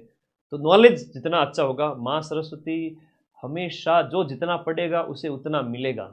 मैं फिर से कह रहा हूं, जो जितना पढ़ेगा उसे उतना मिलेगा, पढ़ाई कभी बेकार नहीं जाती। तो एलिमिनेशन मेथड से कर सकते हैं। पहले तो बी हो गया, अरुणाचल प्रदेश हो गया, और उसके बाद में आपका है नागा पहाड़ी है, वो तो नागालैंड हो गई। मिजो है तो आपके मिजोरम के अंदर। मिजोरम की हम बात करें, मिजोरम है जो सबसे दक्षिण के अंदर है, यहां से भी पढ़ सकते हैं कि मिजोरम और त्रिपुरा। एक चीज बताओ मुझे कि जो मिजोरम और जो त्रिपुरा है, मिजोरम और त्रिपुरा गमचा झार मित्र पर मिजोरम और त्रिपुरा में कर्क रेखा गुजरती है। दिमाग के अंदर बात बैठी हुई है, कर्क रेखा गुजरती है कि नहीं गुजरती है? हाँ सर गुजरती है। तो वो जब हम बात करें पूर्वोत्तर के सबसे दक्षिण वाले राज्य हैं, सबसे दक्षिण वाले राज्य हैं जहां से कर्क रेखा दो राज्यों से गुजरती है, पूर्वोत्तर के मिजोरम और त्रिपुरा से। तो मिजोरम दिमाग में आना चाहिए कि हम मिजो पहाड़ी की बात करें, मिजो पहाड़ी सबसे लास्ट में आनी चाहिए उत्तर से दक्षिण के अंदर। जो मिजो पहाड़ी है वो सबसे लास्ट में आनी चाहिए सर, तो डी है सबसे लास्ट में होना चाहिए। बी है अरुणाचल प्रदेश, यानी कि पटकोई पहाड़ी है वो अरुणाचल प्रदेश में। थोड़ा सा अगर पड़ा हुआ होगा तो दिमाग में सही बैठ जाएगी बात कि भाई हाँ अरुणाचल प्रदेश में ये है और मिजो है वो लास्ट में। तो क्या होता है, कठिन प्रश्न को हल करने का एक ही होता है, मां सरस्वती की आराधना की जाए। ठीक है, ओके। अब मैं एक समझाने के पीछे इसलिए रुका था कि ऐसे प्रश्न को आप गलत ना करके आए हैं। जितना नॉलेज उतना आप बढ़िया परफॉर्म करोगे। उत्तर पूर्व मानसून के संदर्भ में भारत में अक्टूबर से दिसंबर के महीने में सर्दियों के टाइम में लगभग 75 सेंटीमीटर की जो हाईएस्ट जो मौसमी वर्षा होती है वो कहां होती है? देखो, लौटते हुए मानसून के बारे में कहा जा रहा है कोरोमंडल तट पर होती है। हम इस इंडिया के मैप की अगर बात करें तो ये होता है आपका जैसे कोंकण तट हो गया, ये कोंकण तट हो गया, ये मालाबार तट हो गया जो आपका केरल वाला है, और ये कोरोमंडल तट है तमिलनाडु और आंध्र प्रदेश वाला कोरोमंडल तट, और उसके बाद है वो उत्तरी सरकार तट है जो ओडिशा वाला है ना। ये दिमाग में तो छोटी छोटी बातें हैं, बचपन से पढ़ते आ रहे हो। ठीक है, तो लौटते हुए मानसून की बात हो रही है, इट मीन्स ये सर्दियों के मानसून की बात हो रही है। ठीक है, सर्दियों का मानसून। और लौटता हुआ मानसून हमेशा आपको पता है कि तमिलनाडु तट पर बारिश करता है। कैसे करता है सर? देखो, जब मानसून आता है ना तो ऐसे आता है, हिंद महासागर से ऐसे आता है, अरे ऐसे आता है भाई, ऐसे। ठीक है, और लौटते टाइम हवाएं ऐसे जाती है। इतना बोर्ड दिक्कत कर रहा है। हाँ, लौटते हुए मानसून कैसे जाता है? इस प्रकार से, इस प्रकार से। ठीक है, उत्तर से इस प्रकार आएगा, तो लौटता हुआ तमिलनाडु तट पर बारिश करेगा। ये तो फेवरेट क्वेश्चन है, आरपीएससी में पिछले 15 सालों से पूछा जा रहा है। सबसे अधिक वर्षा है वो लौटते हुए मानसून से, या सर्दियों वाला मानसून जो है उसकी सबसे ज्यादा जो बारिश है वो तमिलनाडु तट पर होती है। पैनगंगा, वैनगंगा गोदावरी की सहायक है। गोदावरी की बात करें तो दक्षिण की गंगा कहलाती है। दक्षिण की गंगा है वो गोदावरी को कहते हैं। दक्षिण की सबसे लंबी नदी भी हम कहेंगे, दक्षिण की सबसे लॉन्गेस्ट रिवर है गोदावरी है। गोदावरी की बात करें तो ये आपका, इसकी कई सारी सहायक नदियां हैं, जैसे पेनगंगा महाराष्ट्र के अजंता पर्वतमाला से आती है, वर्धा नदी भी इसमें मिलती है, और वर्धा नदी फिर प्राणहिता भी है जो इसमें मिल जाती है। गोदावरी बाकी जाके सब गोदावरी में मिल जाएगी। तो कहने का मतलब है कोई भी नदी लीजिए, सिंधु, गंगा, ब्रह्मपुत्र और दक्षिण की गोदावरी, कावेरी, कृष्णा, उनकी थोड़ी थोड़ी सहायक पढ़ लीजिएगा। ठीक है, अब यहाँ पर सुंदरी एक क्या है? सुंदरी तो सर क्या ही बताएं। सुंदरी जो है एक मैंग्रोव पेड़ होता है। मैंग्रोव पेड़ यानी कि जो पश्चिम बंगाल कच्छ वनस्पति जिसे कहते हैं, भारत बांग्लादेश के सीमा पर हम कहेंगे, भारत बांग्लादेश के मुहाने पर जहां गंगा का जो डेल्टा बनता है, जो डेल्टा बनता है वहां पर बड़ी बड़ी जड़ों वाले गरान के पेड़ होते हैं, मैंग्रोव पेड़ होते हैं जो सुनामी से रक्षा भी करते हैं। सुंदरबन का डेल्टा सबसे बड़ा होता है, पश्चिम बंगाल आपके भारत बांग्लादेश की सीमा पर बना हुआ है। सुंदरी वृक्ष वहां पर पाए जाते हैं। पश्चिम भारत का अपतटीय क्षेत्र कौन सा नहीं है? वेस्टर्न भारत का अपतटीय क्षेत्र कौन सा नहीं है? दिए गए में से आपका दक्षिण जो है अपतटीय क्षेत्र अंकलेश्वर पश्चिमी भारत का अंकल नहीं है। पश्चिमी भारत का कह रहा है कि यहां पर क्वेश्चन नंबर 39 के अंदर अलियाबेट, बशीन और बंबई हाई, अलियाबेट, बशीन और बंबई हाई, अलियाबेट, बशीन, मुंबई हाई और अलियाबेट, लेकिन अंकलेश्वर है वो आपका गुजरात के और ऊपर हो जाएगा थोड़ा सा। ठीक है, ये सब आपका पश्चिम तट वाले हैं। कई सारे हम बात करें जो इंडियन ऑयल फील्ड्स हैं, हम तो नौकरी करवा रहे हैं, तैयारी करवा रहे हैं, आप कर रहे हो आरपीएससी की तैयारी, इनको संभाले हुए बैठा है अंबानी। ठीक है ना, रोज के करोड़ों अरबों कमाता है। ठीक है, तो जिसकी जिंदगी में जो चाहिए था उसको वो मिला है। खैर वो तो एक सोचने वाली बात है, कभी कभी सोचा करो। कलोल है, खंबात है, अंकलेश्वर है, बशीन है, मुंबई हाई है, मोरेन है, डिगबोई है और नाहरकटिया है। ये आगामी आरपीएससी में आपसे पूछे जाएंगे। ये तो हो गए असम के अंदर, और सबसे पुराना है वो आपका डिगबोई है। ठीक है, जो आपको यहां पर दिया हुआ है डिगबोई, याद कर लेना, मैंने मैप भी लगा दिया है, तब प्रेम से पीडीएफ में मिल जाएगा। बसिन हो गया, अलिया बेट हो गया। अलिया बेट है वो आपके अंकलेश्वर वगैरह सब बताए गए हैं, ठीक है। तीनों एकदम पश्चिम तट पे है, और अंकलेश्वर थोड़ा सा ऊपर जाओगे तो अंकल कहाँ है, गुजरात में। अंकल गुजरात में, बाकी महाराष्ट्र के आस पास में अरब सागर में है, अंकल गुजरात में। इंडिया की इकोनॉमिक्स आपके सिलेबस में है। इकोनॉमिक्स में एग्रीकल्चर है, सर्विस सेक्टर है, आपका फॉरेन ट्रेड है, सेवा सेक्टर, उद्योग, कृषि और विदेश व्यापार। इन सब के 100 प्रश्न कल करवा दूंगा, ठीक है। लेटेस्ट डाटा ही पूछे जाएंगे। उनमें से यह प्रश्न पूछा गया है उस समय का कि खाद्य तेल के उत्पादन के संदर्भ में कौन सा कथन सही है। भारत में वनस्पति खाद्य तेल के बारे में पूछा गया, कथन सत्य कौन सा है, यह आपसे पूछा गया है। भारत विश्व में वनस्पति तेलों का नंबर 1 आयातक और दूसरा सबसे ज्यादा उपभोग करने वाला, और हम तेल ही तेल मंगाते हैं, क्योंकि भारत वालों को तो तेल से बनी हुई चीजें ही पसंद है, ठीक है। डाइट वाइट नहीं करते, हम जिम में नहीं जाते सर, हम जिम के शौकीन है, तो ठीक है, तेल मंगाओ। वनस्पति तेल बहुत ज्यादा आ रहा है। और अगस्त 2021 में भारत में खाद्य तेलों की उपलब्धता को बढ़ाने के लिए खाद्य तेलों पर राष्ट्रीय मिशन ऑयल पाम शुरू किया गया था 2021 के अंदर। दोनों ही कथन इसमें राइट थे। ऐसा प्रश्न फिर से पूछा जाएगा जो मैं कल कराऊंगा, ठीक है। चारों ही सेगमेंट की क्लास कल कराऊंगा। Agriculture, industry, service sector and foreign trade, चारों के लेटेस्ट डाटा 100 प्रश्न कल लेके आऊंगा। आगे आ जाओ। क्वेश्चन नंबर 41, आर्थिक सर्वे। सीधा सीधा इंडिया का आर्थिक सर्वे है, राजस्थान वाला नहीं है। यहां पर इंडिया का जो आर्थिक सर्वे है उसके अनुसार निम्न में से कौन सा कथन भारतीय दवा उद्योग यानी फार्मास्यूटिकल जिसे कहते हैं, दवा उद्योग के बारे में सही कथन कौन सा है। तो इसके अंदर फार्मास्यूटिकल उद्योग है, इसके उत्पादन के अनुसार विश्व में हम तीसरे स्थान पर हैं, बिल्कुल कथन सही है। बी ऑप्शन गलत है इसमें। भारत विश्व आपूर्ति में 30% हिस्सेदारी के साथ जेनेरिक दवाओं का दूसरा सबसे बड़ा आपूर्ति करता है, यह कथन गलत है। ए सही है, मैं ये कल करवा दूंगा। कौन सा कथन सही है, आरपीएससी इससे ज्यादा तो क्या ही कठिन रखेगी, वही लेवल है, कोई सेम टू सेम रहेगा, सेम टू सेम। आगे देखो, चंडीगढ़ ने जीएसवीएम में सेवाओं की उच्चतम हिस्सेदारी को अंकित किया है। सर्विस सेक्टर है सिलेबस में।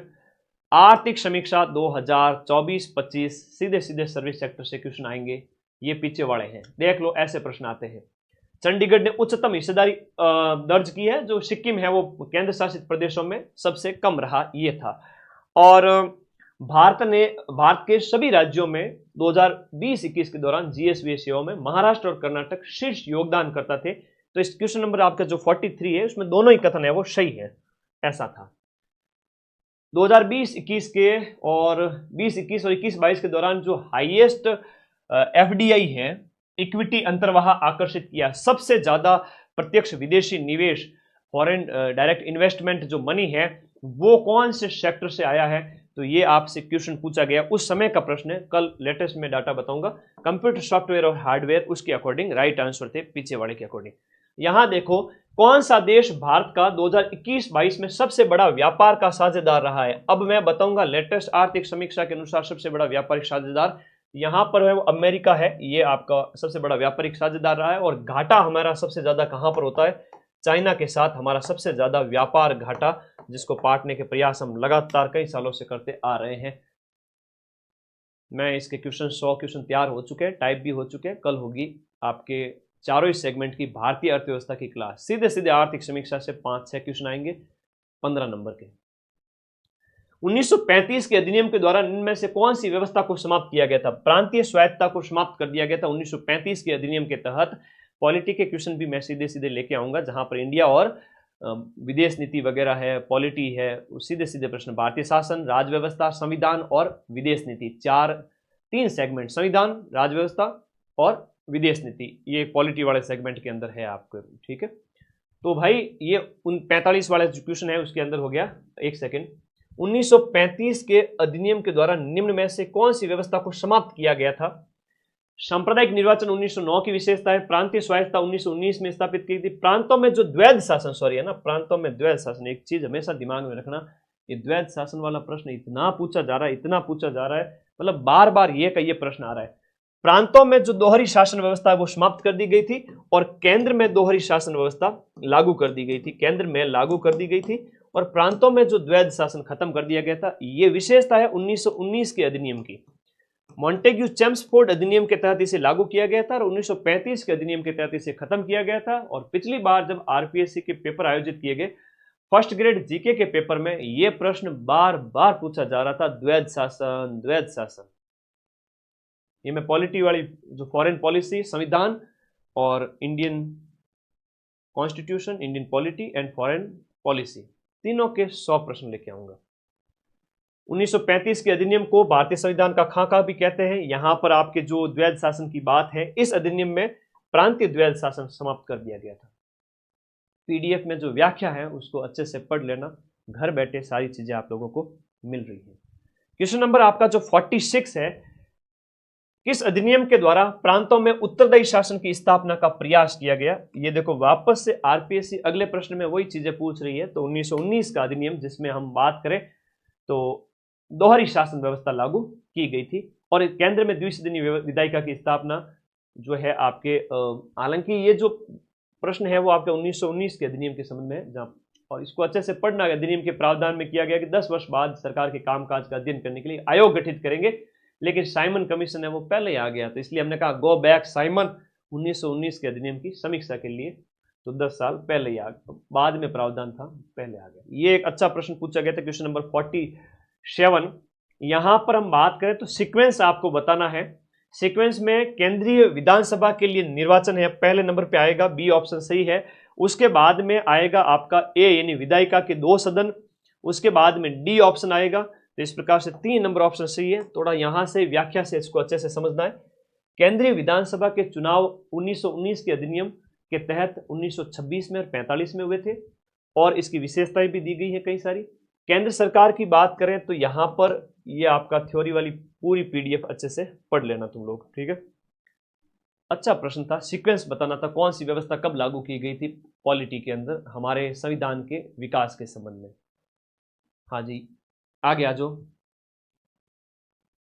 यहां विभाजन के बाद में पुनर्गठित जो संविधान सभा है, देखो अंबेडकर जी का जो संसदीय क्षेत्र था वो पूर्वी पाकिस्तान में चला गया, तो इस वजह से हम कहें तो बाद में उन्होंने बंबई से वह प्रतिनिधित्व किया था, तो बाद में इन्होंने प्रतिनिधित्व है वो बंबई से किया था। और संविधान सभा के अंदर पहले कहाँ थे, पश्चिम बंगाल से चुने गए थे, लेकिन फिर वो पूर्वी पाकिस्तान में चला गया। और संविधान सभा के लिए पहला विचार 1934 में एमएन रॉय के द्वारा दिया गया था। कॉन्स्टिट्यूशन आपके सिलेबस में है। कैबिनेट मिशन के तहत जो है आपका, हम कहें कि संविधान सभा का जनक किसे कहेंगे, संविधान सभा की जो निर्माण की परिस्थितियां किससे उत्पन्न हुई, उसका जो जनक, पिता हम किसे कहेंगे। संविधान के पिता तो अंबेडकर जी हैं, लेकिन हम बात करें जो कैबिनेट मिशन है तो इसके तहत ही पहली बार चुनाव हुए थे। इन्होंने कहा था उसके अकॉर्डिंग ही हमारे कॉन्स्टिट्यूशन जो असेंबली बनी थी, और इसका प्रतिनिधित्व है वो जनसंख्या के बेस पे था। प्रति जो है हम बात करें प्रति 10 लाख पर एक प्रतिनिधि था। और ये सारी बातें आपको याद है ना, 389 सीट थी, 399 स्टार्टिंग में। बाद में जब पाकिस्तान अलग हो गया तो सीटों की संख्या है वो कम हो गई थी। कितनी रह गई थी बताओ, 200 और बताना कमेंट करके। धन्यवाद, आप लोगों के कमेंट अभी नहीं पढ़ पाऊंगा, माफी चाहता हूं। आप लोग क्लास के बाद में कमेंट करना, मैं हर एक कमेंट को पढ़ता हूं। कौन सा प्रारूप समिति के सदस्य नहीं है, हम ढंग से पढ़ोगे तब तो मामला सेट है, और ढंग से नहीं पढ़ोगे तो फिर मामला गड़बड़ है। क्वेश्चन नंबर 49 के अंदर एस.सी. मुखर्जी नहीं थे, बल्कि के.एम. मुंशी, सादुल्ला और अयंगर थे। मुंशी, सादुल्ला, अयंगर। 29 अगस्त 1947 ये प्रारूप समिति का गठन किया गया था और इसने खाका तैयार किया। ट्रिक है, 2 तो करना ए, 2 तो करना एम, 2 ए कर देना, 2 एम कर देना, 2 ए 2 एम कर देना। फिर देखो, अ से अंबेडकर, अयंगर, एम से मित्र और मुंशी, बीएल मित्र, के मुंशी, और फिर आपके कृष्ण स्वामी अयंगर और सादुल्ला। तो यहां पर देखो बीएल मित्र की जगह माधवराज आए और खेतान की जगह है आपका कृष्णमाचार्य आए, क्योंकि एक की डेथ हो गई, एक ने स्वास्थ्य कारणों से इस्तीफा दे दिया था। तो ये जो मेंबर है ना, ये आपको याद रखना है। जो अंबेडकर जी 1 2 3 4 5 6 7 तो 7 सदस्य थे, जिनमें 2 है वो बाद में प्रतिस्थापित भी हुए थे। माधव की जगह बीएल मित्र की जगह माधव जी आ गए और खेतान की जगह मित्र खेत रह गए। खेत रहना मतलब मृत्यु को प्राप्त रहना। तो ठीक है, ये खेत रह गए, इसलिए माधव कृष्ण आ गए। और माधव कृष्ण आपको याद रखना है, भगवान श्री कृष्ण तो हमेशा रहते हैं, तो ये नए आए थे और वो गए थे। फिर से पूछा जाएगा, फिर से पूछेंगे, ये ट्रिक भी बता दी लो। भारत के संविधान का अनुच्छेद 15(1) भाषा जाति की हम बात करें तो भाषा की बात कही गई है, समानता का मौलिक अधिकार है। 15(1) के तहत जो भाषा की बात कही है, भाषा के आधार पर किसी भी प्रकार का भेदभाव नहीं होगा। ये हमारे कॉन्स्टिट्यूशन के अंदर जो फंडामेंटल राइट्स हैं उसमें कहा गया है, ठीक है, फंडामेंटल राइट्स के अंदर कहा गया है। अब देखो, नीति निर्देशक तत्वों को सुमेलित करना है। पर्यावरण की रक्षा जो नीति निर्देशक तत्व के अनुच्छेद 51(1) के अंदर कही गई है, अनुच्छेद 51(1) के अंदर ये बार बार आता है। और फिर सार्वजनिक संपत्ति की सुरक्षा है वो 51(1) के भाग नंबर 9 के अंदर है और ये भाग 7 के अंदर है। तो ये थोड़ा सा याद रखने लायक है, अच्छे प्रश्न है। फिर बाद में वैज्ञानिक दृष्टिकोण का विकास। अच्छा, ये क्या है कि नीति निर्देशक तत्व नहीं है, मौलिक कर्तव्य है। सार्वजनिक संपत्ति की सुरक्षा करें, देखो देश की रक्षा नहीं, ये डीपीएसपी के अंदर आते हैं। देखो मौलिक कर्तव्य तो भाग 4(1) के अंदर अनुच्छेद 51(1) के अंदर है, तो ये 51(a) है, इसका मतलब मौलिक कर्तव्य है। बिल्कुल सही बात है, मौलिक कर्तव्य ही है, ये हमारे देश के मौलिक कर्तव्य है नागरिकों के लिए। तो देश की रक्षा करें, ये वो टोटल 11 है। तो यहाँ पर हम जब बात करें सी ऑप्शन की, वैज्ञानिक दृष्टिकोण का विकास, क्वेश्चन नंबर जो 51 है, तो वैज्ञानिक दृष्टिकोण सी यानी कि 51(a)(8) के अंदर 8वें क्रम पे आता है। तो सीक्वेंस थोड़ा दिया गया है, बाकी कुछ नहीं है इसमें, ठीक है। तो 2 नंबर ऑप्शन है, ये मौलिक कर्तव्य है जो भाग 4(क) के अंदर है और अनुच्छेद 51(क) है, ठीक है।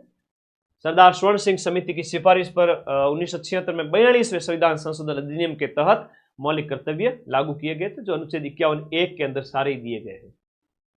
10 थे स्टार्टिंग में, और बाद में जो 11वां जोड़ा गया वो 86वां संविधान संशोधन के तहत निःशुल्क और अनिवार्य शिक्षा वाला के से किड्स 11वें नंबर का जोड़ा गया था।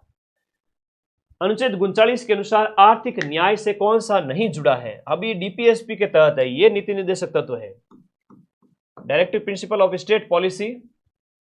तो यहां पर अनुच्छेद 39 के तहत आर्थिक न्याय से जुड़ा हुआ कौन सा नहीं है? आर्थिक न्याय की अवधारणा उसमें बताया गया है, गांधीवादी सिद्धांत भी है, कई सारी चीजें शामिल हैं। निजी संपत्ति का विरोध इसमें नहीं है, बाकी धन उत्पादन के साधनों का सर्वसाधारण के हित के लिए केंद्रण, समान नागरिकों को जीविका के पर्याप्त साधन और समान कार्य के लिए समान वेतन। नीति निर्देशक तत्व के अनुच्छेद 36 से 51 तक 39 में क्या कहा गया है? तो ये आपके नागरिकों के साथ में समान व्यवहार की बात कही गई है। किस अनुच्छेद के तहत राज्यपाल द्वारा आरक्षित रखे गए विधेयक पर राष्ट्रपति निर्णय लेता है? बहुत फेवरेट क्वेश्चन, बार बार आता है क्वेश्चन नंबर आपका। और इसमें देखो अनुच्छेद 200, 201, 202, 203 सारे ही एक सीक्वेंस में दिए गए हैं। तो क्वेश्चन नंबर आपका जो 53 है, निर्णय वाला हो गया 201, 201 है वो आपका राष्ट्रपति के निर्णय अंतिम होते हैं, और उसको आरक्षित करने का जो अधिकार है, मतलब राष्ट्रपति के लिए आरक्षित रखना, ये राज्यपाल का अधिकार है। तो वो 201 के तहत राष्ट्रपति उस पर निर्णय लेते हैं। 200 में क्या है? 200 में है राज्यपाल के उन अधिकारों से संबंधित है जो विधानमंडल द्वारा पारित विधेयक के संबंध में वो क्या करे, अपने पास रखे, लौटाए, राष्ट्रपति को सौंप देवे। तो ये 200 के अंदर बात है, उसके बारे में बताया गया कि राज्यपाल के अधिकार है। और 202 कहता है कि आपका प्रत्येक राज्य की वित्तीय प्रबंधन प्रणाली में वित्तीय जवाबदेही और पारदर्शिता सुनिश्चित करने के लिए मौजूद है। और फिर 201-2 बता दिए, और 201 वाला तो था ही राष्ट्रपति का अधिकार। प्रधानमंत्री में से किसने किसी मंत्री को उप प्रधानमंत्री पद नहीं दिया? किसने कोई भी मंत्री को उप प्रधानमंत्री का पद नहीं दिया? तो राजीव गांधी ने किसी भी मंत्री को उप प्रधानमंत्री का पद नहीं दिया। उप प्रधानमंत्री सरदार वल्लभ भाई पटेल थे पहले, और इन्होंने 47 से 50 तक काम किया। अंतिम व्यक्ति लाल कृष्ण आडवाणी जी थे, अटल बिहारी वाजपेयी के कार्यकाल में इस पद पर रहे थे, अटल जी वो लास्ट थे, ठीक है। ओके, आगे देखो, राजनीतिक दलों की स्थापना के बारे में आएगा प्रश्न, सीधा सा है। अगर आपने अपने नोट्स में भी लिखा है तो साइड में एक पन्ने पे लिख लीजिए कि राजनीतिक दल जो है वो कब क्या कैसे बने थे। हाँ जी, ये भी आप लोगों को याद रखें। क्वेश्चन नंबर आप जो 55 है, बहुजन समाज पार्टी इसमें गलत दिया गया है। बाकी कांग्रेस 1900 अच्छा राजनीतिक दलों की स्थापना के बारे में कौन सा युग्म गलत है? तो स्थापना के बारे में क्वेश्चन नंबर जो आपका 55 है, एक सेकंड, सारे इन सभी के अंतर्गत क्या कह रहा है? राजनीतिक दलों की स्थापना, राष्ट्रवादी कांग्रेस पार्टी 99 में बनी, नेशनल पीपल पार्टी 13 में बनी, ऑल इंडिया तृणमूल कांग्रेस 98 में बनी, बहुजन समाज पार्टी 85 में नहीं बनी, बहुजन समाज पार्टी बसपा है वो आपकी मायावती वाली 84 में बनती है। ठीक है, राष्ट्रवादी कांग्रेस है, कांग्रेस नहीं है, राष्ट्रीय कांग्रेस नहीं है। अब ये जो है वो दल है और कौन कौन से स्टेट में काम करते हैं, इनसे संबंधित प्रश्न आपसे पूछे गए हैं। तो हम बात करें ऑल इंडिया फॉरवर्ड ब्लॉक, ये आपके हरियाणा से संबंधित हो गए। उसके बाद में बी यानी कि बीजू जनता दल है, तो वो ओडिशा का हो गया। और उसके बाद में आपका सी यानी कि इंडियन नेशनल लोक दल है, तो वो आपका, हाँ, इंडियन नेशनल लोक दल, एक सेकेंड, इसमें थोड़ा गड़बड़ है मामले में, ये हरियाणा वाला नहीं होगा, इसमें दो होगा, पश्चिम बंगाल होगा फॉरवर्ड ब्लॉक के अंदर। ये आपका जो है फॉरवर्ड ब्लॉक तो इन्होंने गठन किया था। ठीक है, ये आपका ऑप्शन इसमें गलत दे रखा है। लोक शक्ति पार्टी है वो आपके बिहार से हो गया, लोक शक्ति पार्टी है वो आपके बिहार से संबंधित हो गया। और इंडियन लोक दल, इसमें दोनों में सी ऑप्शन, ऑप्शन तो तीन से सही है इसमें, लेकिन ऑल इंडिया फॉरवर्ड ब्लॉक इसमें गलत मैच हुआ है। All India forward block, forward block है तो पश्चिम बंगाल होगा। ठीक है, और हरियाणा के अंदर हो गया आपका इंडियन नेशनल लोक दल। तो इस प्रकार से यहाँ सी के सामने है वो आपका 4 है, ए के सामने होना चाहिए 2। ठीक है, ए के सामने 2 होगा। ओके, फॉरवर्ड ब्लॉक है वामपंथी दल है जो आपके सुभाष चंद्र बोस के द्वारा गठित किया गया था और ये पूर्वी भारत से संबंधित है। इंडियन नेशनल लोक दल है, तो लोक दल को अपन ने सही मिलाया है, लोक दल है वो आपका भारतीय राष्ट्रीय लोक दल, सी के सामने 4 हरियाणा है, बिल्कुल सही है। ठीक है, और लोक शक्ति पार्टी ये आपके बिहार के अंदर है। ठीक है, अगला प्रश्न, एशियाई एकजुटता की अभिवृद्धि के लिए स्वतंत्रता के बाद पहला एशियाई संबंध सम्मेलन, पहला एशियाई संबंध सम्मेलन जवाहरलाल नेहरू के द्वारा कब आयोजित करवाया गया था? तो ये आपका 1949 के अंदर आयोजित किया गया था। ये आपका एशियाई एकजुटता से संबंधित है, 1947 में दिल्ली में आयोजित किया गया था। 1947 दे रखा है आपके क्वेश्चन नंबर जो 57 है, 57 के अंदर 1949 होना चाहिए। ठीक है, ऑप्शन व्याख्या इन्होंने क्या लिखी है, 1949, आरपीएससी ने इसको सी ऑप्शन माना था। ठीक है, आरपीएससी ने सी ऑप्शन माना था 1949, 1949 सही है। भारत को अभी तक सुरक्षा परिषद में अस्थायी रूप से कितनी बार चुना गया? अस्थायी रूप से भारत को अब तक 8 बार चुना गया है। ठीक है, 8 बार की अवधि यहां पर दी गई है। कौन कौन सी अवधि में? लेटेस्ट 2021-22, ये अवधि याद रखना, 8 बार चुना गया है। क्वेश्चन नंबर जो आपका 59 है, question number 59, world social forum की पहली बैठक है वो कहां आयोजित हुई थी? तो ये ब्राजील में आयोजित हुई थी। वर्ल्ड सोशल फोरम की बैठक है वो आपके 2001 के अंदर। अब शिक्षा मनोविज्ञान के जो प्रश्न हैं, वो शिक्षा मनोविज्ञान के हमारे गुरुजी कल 300 प्रश्न लेके आ रहे हैं आप सभी के लिए। मनोविज्ञान के वो प्रश्न जो आरपीएससी ने पूछे हैं उनकी डिटेल व्याख्या करवाएंगे, उसी में से नए प्रश्न बनेंगे, उसके लिए तैयार रहना। हम हमेशा जब भी मैराथन लगाते हैं तो वो जो एग्जाम में आने वाले प्रश्न हैं उनको खोल के करवाते हैं, चारों ऑप्शन को खोल के, ताकि उसमें से नए प्रश्न बन जाए। ठीक है, अब ये शिक्षा मनोविज्ञान के 20 क्वेश्चन आएंगे और फिर राजस्थान हिस्ट्री कल्चर के कुछ क्वेश्चन है। तो मुझे लगता है कि ये क्लास सिर्फ 15 मिनट और खींचूंगा मैं, क्योंकि मनोविज्ञान वाले वैसे भी कल तुम इसे वापस पढ़ने वाले हो, साइकोलॉजी वाले। तो क्वेश्चन नंबर जो 60 है, ये निम्नलिखित में से कौन सा कथन शिक्षा मनोविज्ञान के संदर्भ में सही नहीं है? क्वेश्चन नंबर जो 60 है उसमें यह विद्यार्थियों की कमजोरी और असफलता को नजरअंदाज, तो नेगेटिव पक्ष तो हो ही नहीं सकता कभी भी, है ना। और निम्नलिखित में से कौन सी कसौटी शिक्षा मनोविज्ञान को विज्ञान के रूप में जो मानने से संबंधित नहीं है? शिक्षा मनोविज्ञान को विज्ञान के रूप में मानने से संबंधित नहीं है, इसके सिद्धांत और नियमों में परिवर्तन संभव नहीं है। देखो, उल्टी बात बहुत कही जाती है, तो वो उसका राइट आंसर होता है ना। क्वेश्चन नंबर जो 62 है, विकास केंद्र से परिधि की ओर होता है, ये बात आपका निकट से दूर की ओर बात कर रहा है। तो इसको आप पढ़ लेना, व्याख्या डाल दूंगा साथ में, आज ही डालूंगा 5 पीडीएफ। निम्नलिखित में से कौन से निर्धारक बालकों के शारीरिक विकास को प्रभावित करते हैं? शारीरिक विकास को सारे ही प्रभावित करते हैं, वंश वगैरह, पोषण, विद्यालय में खेल, अंतःस्रावी ग्रंथियां, सारे ही इससे संबंधित हो जाते हैं। निम्नलिखित में से जीन पियाजे द्वारा प्रदत्त जो संज्ञानात्मक विकास है कि निर्धारित व्यवस्था कौन सी नहीं है? अनौपचारिक संक्रियात्मक व्यवस्था नहीं है। बाकी यहां पर सारी व्यवस्थाएं दी गई है। सीधा ऊपर से पूछा गया प्रश्न है। क्वेश्चन नंबर जो 65 है उसमें देखिएगा, एक अध्यापक विद्यार्थियों को एक प्रकरण पढ़ाना चाहता है और पढ़ाने से पहले वो विद्यार्थियों को मानसिक रूप से तैयार करने का प्रयास करता है। वो कौन से नियम का इस्तेमाल कर रहा है? तत्परता का नियम है, और तत्परता का नियम है वो आपका यहां पर दिया गया है। पूरा थॉर्नडाइक के सीखने के नियम को 2 भागों में 3 मुख्य नियम है वो यहां पर बताए गए हैं।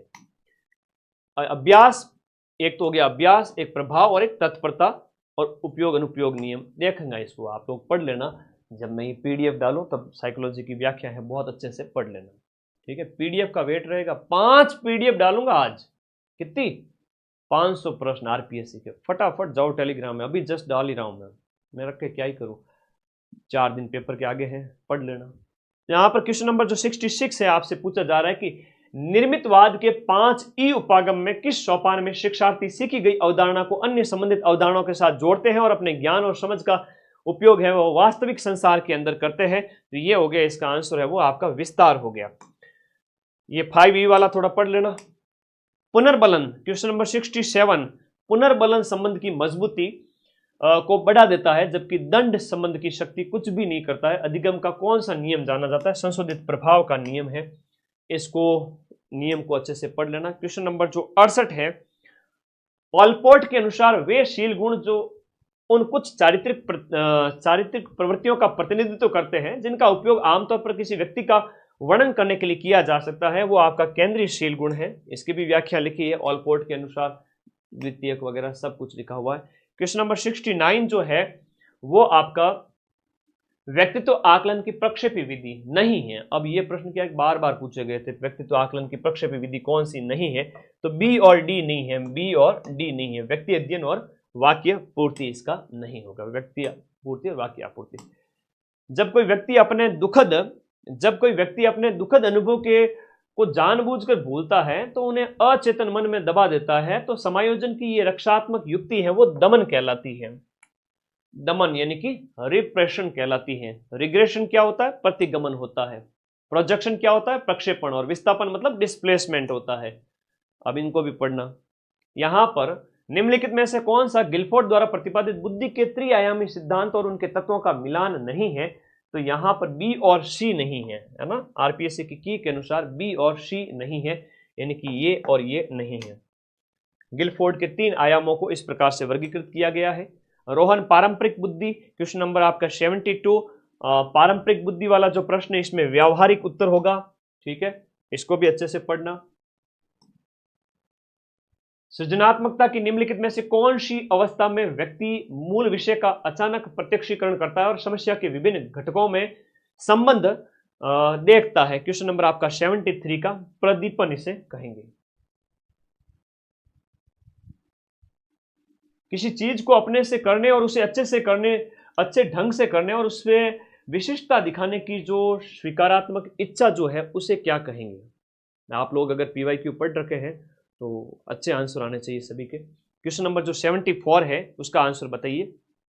74 का आंसर उपलब्धि अभिप्रेरणा। उपलब्धि अभिप्रेरणा। अभिप्रेरणा चक्र के किस घटक के संबंध में पूछा गया? अभिप्रेरणा चक्र के किस घटक में परिणाम स्वरूप दैहिक और मनोवैज्ञानिक संतुलन की पुनः प्राप्ति प्रोत्साहन में होंगे? अभिप्रेरणा चक्र के घटक है वो आवश्यकता, अंतर्नोद, प्रोत्साहन और संतुलन की पुनः प्राप्ति है। क्वेश्चन नंबर आपका 76 है। 76, निम्नलिखित में से कौन सा प्रतिभाशाली बालकों के लिए संवर्धन कार्यक्रम नहीं है? प्रतिभाशाली बालकों के लिए संवर्धन कार्य, कॉमन कक्ष उपलब्ध कराना, यह प्रतिभाशालियों के लिए नहीं है। 77 की बात करें, क्वेश्चन नंबर आपका 77, आप मंद गति अधिगमकर्ताओं की कक्षा को शिक्षण करवा रहे हैं, तो निम्नलिखित शिक्षण तकनीकों में से किन तकनीकों को अपनाएंगे? तो इसमें 3 नंबर की नहीं होगी, मौखिक रूप से अमूर्त विचार वाला, बाकी इसमें 1, 2 और 4 होगी, यानी कि सरल शब्द, श्रव्य दृश्य और दैहिक जीवन से जुड़ी। अगला देखिएगा 78, क्वेश्चन नंबर आपका 78, कौन सा कथन अभिवृत्ति के संबंध में सही नहीं है? तो ए, बी और डी है वो सही नहीं है, सी है इसमें सही है। अभिवृत्ति व्यवहार को एक निश्चित दिशा प्रदान करती है, ये इसमें सही है। ओके,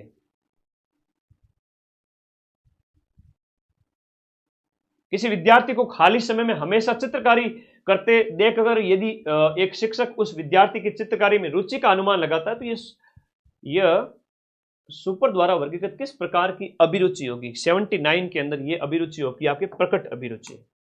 ठीक है, बरखान है वो आपके कहां पाए जाते हैं? बरखान के बारे में प्रश्न पूछा गया है, तो बरखान है वो आपके जो है सीकर को छोड़ दीजिए, बाकी बरखान है वो आपके देशनोक, भालेरी और ओसियां यानी शुष्क और अर्ध शुष्क वाला जो क्षेत्र है राजस्थान का, वहां पर पाए जाएंगे। तो बरखान वाले के अंदर हो जाएगा आपके ए, बी, सी, और सीकर वाला थोड़ा शेखावटी में चला गया, इसलिए वो आंसर नहीं होगा। बरखान पश्चिमी राजस्थान के अंदर जैसलमेर जैसे क्षेत्रों में पाए जाते हैं।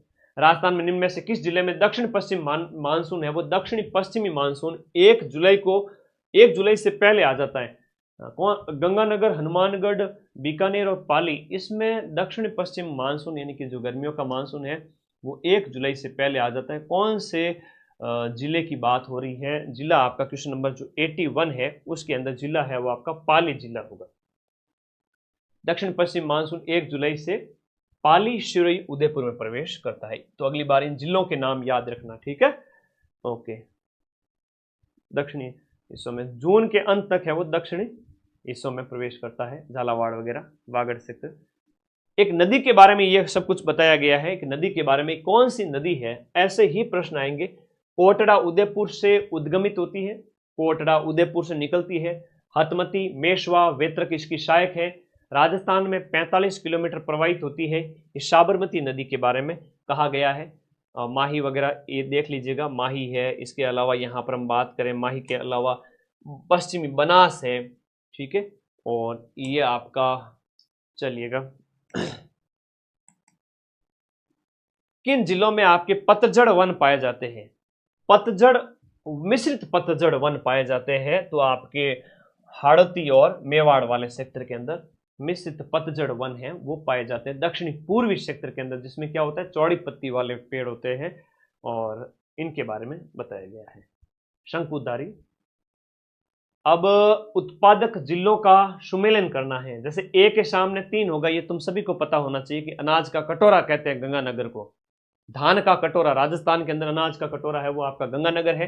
तो क्वेश्चन नंबर 84 के अंदर हम बात करें तो ए के सामने गेहूं है तो आपका गंगानगर हो गया, हालांकि सब में ही है 3 तो। फिर उसके बाद बाजरे की बात करें तो आपका अलवर है प्रमुख उत्पादक, बिल्कुल आप पश्चिमी राजस्थान के साथ अलवर को भी काउंट करना। उसके बाद में चावल की बात करें तो चावल बूंदी में प्रमुख उत्पादक है। उसके बाद में आपका मक्का है, तो दक्षिणी राजस्थान के अंदर है मक्का, जिसे अनाजों की रानी कहा जाता है। पशुधन गणना, 20वीं पशुधन गणना में राजस्थान में पशुधन की संख्या में कितना परिवर्तन आया? आर्थिक समीक्षा के अंदर पशुओं के संबंध में डाटा वगैरह दिए गए हैं, और ये तो पहले का प्रश्न है, उसका अकॉर्डिंग देखें तो ये 1.66% की कमी देखी गई थी। क्वेश्चन नंबर 86 की बात करें, जनगणना के अनुसार किस जिले में सबसे ज्यादा ग्रामीण लिंगानुपात है? पाली में 1000 पुरुषों पर महिलाओं की संख्या सर्वाधिक है, ग्रामीण लिंगानुपात यहीं पर है, याद रखिएगा, ठीक है। डूंगरपुर, अगर हम टोटल लिंगानुपात की बात करें, डूंगरपुर राजसमंद का नंबर आएगा, डूंगरपुर राजसमंद। पाली में जो 1003 लिंगानुपात है, ग्रामीण लिंगानुपात की बात है, गांव के क्षेत्र के अंदर लिंगानुपात। अगला प्रश्न क्वेश्चन नंबर जो 87 है, 2001 से 2011 के दशक के दौरान राजस्थान में न्यूनतम जनसंख्या वृद्धि दर वाले जिलों का क्रम देखो।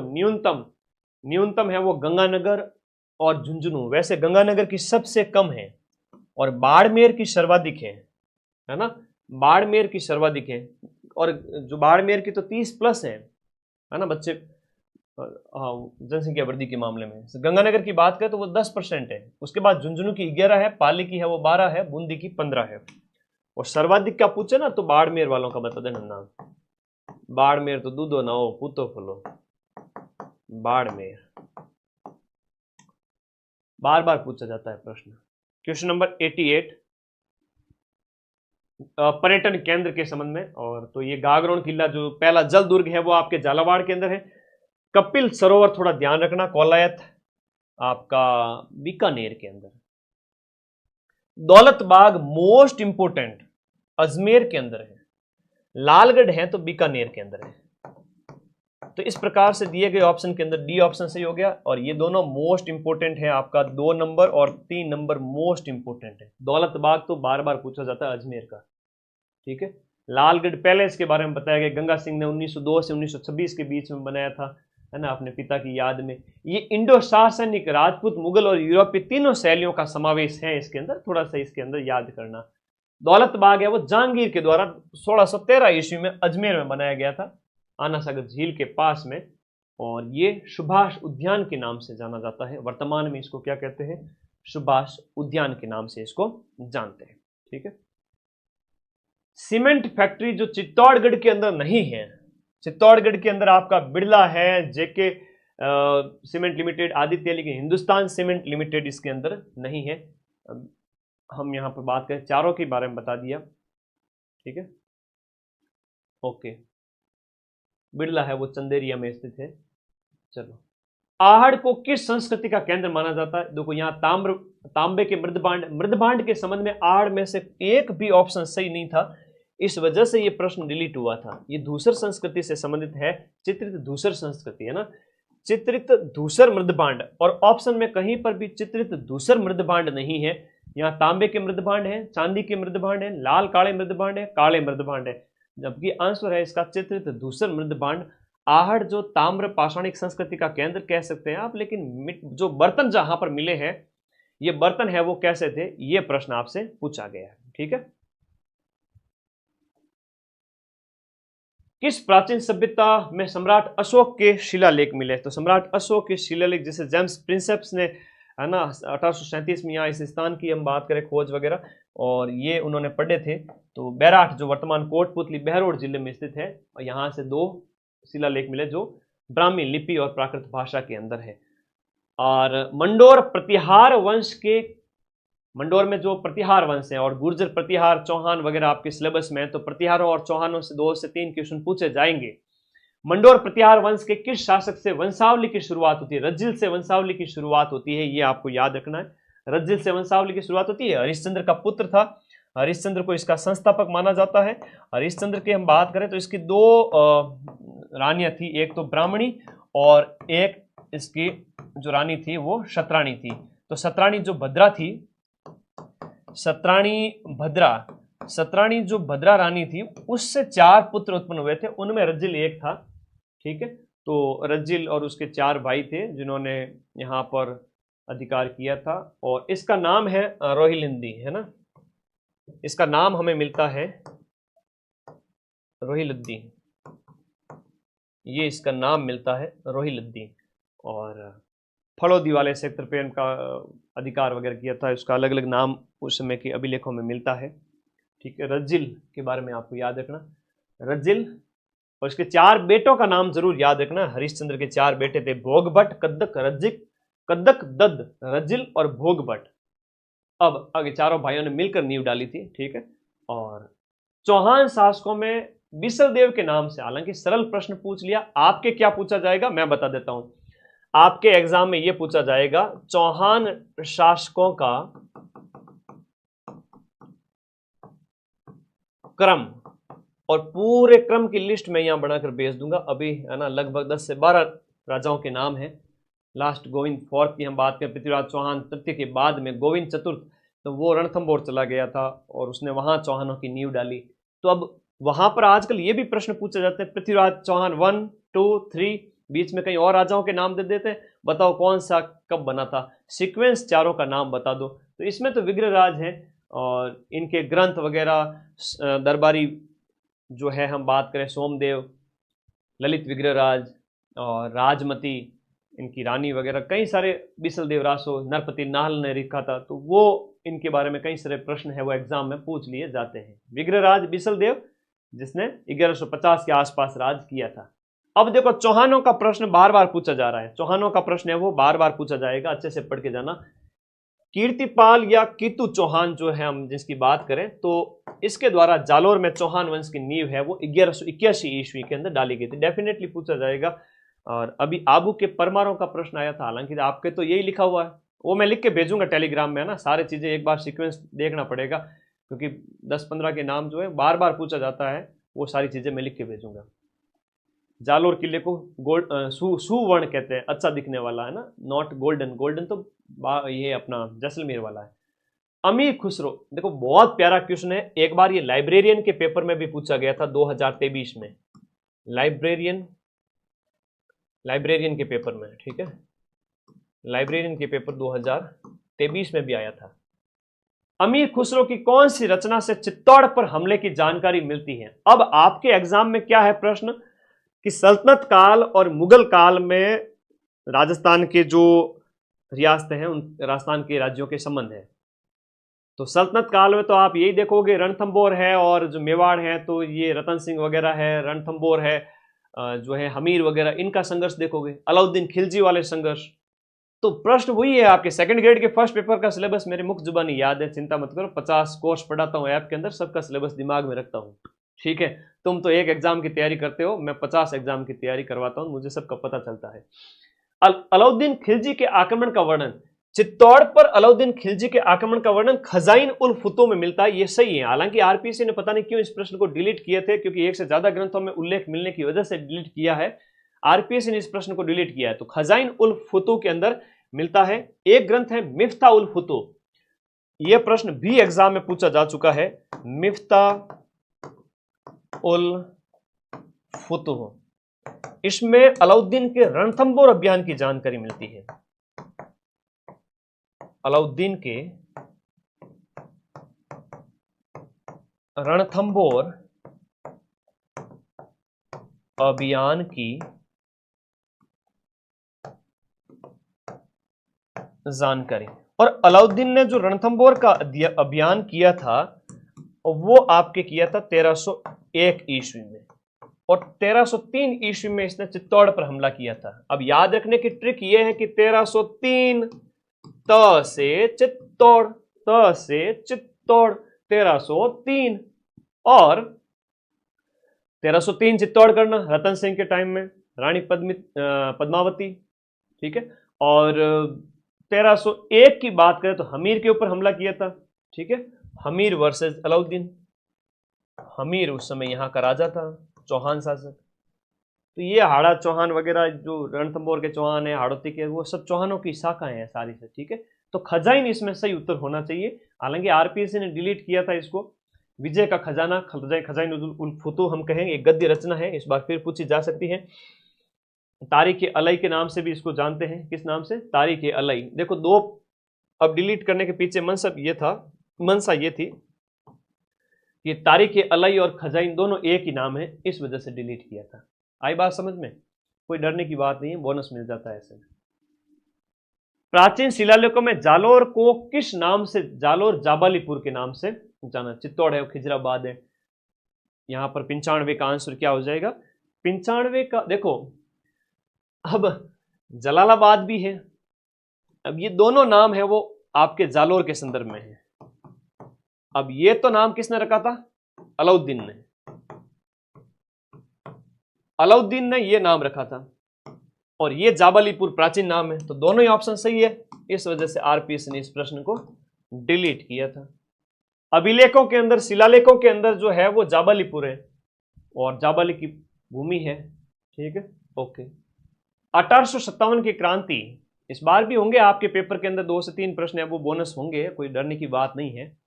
100 प्रश्नों में से 3-4 है वो बोनस होंगे। हाँ, जलालाबाद तो खिलजी के टाइम में हमला 1311 ईस्वी, तो कॉमन सेंस की बात है। ऐसा प्रश्न हो ना तो अपने को तो कोई भी आंसर आप टिक करोगे बोनस ही मिलेगा, उसमें कोई दिक्कत नहीं, गलत नहीं माना जाएगा, डरना नहीं है, ठीक है। आंसर करना है, 5 ऑप्शन भरो तो भी आपकी मर्जी, वरना आंसर दे सकते हो।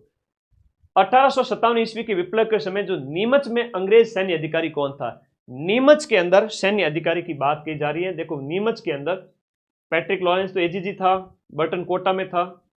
तो क्वेश्चन नंबर 97 का आंसर क्या हो गया? कर्नल एबोट था नीमच के अंदर।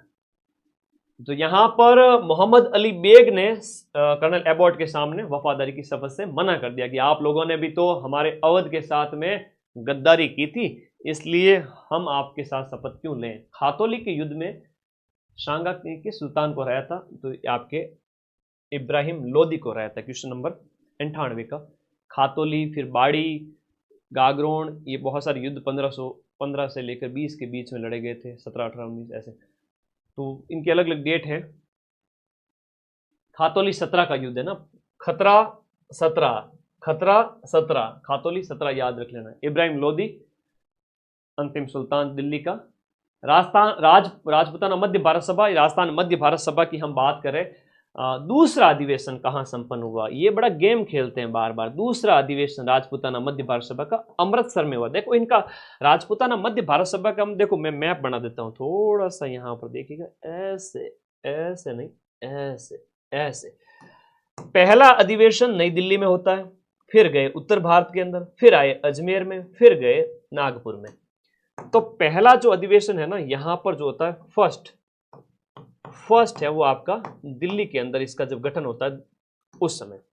दूसरा अधिवेशन इसका होता है अमृतसर में।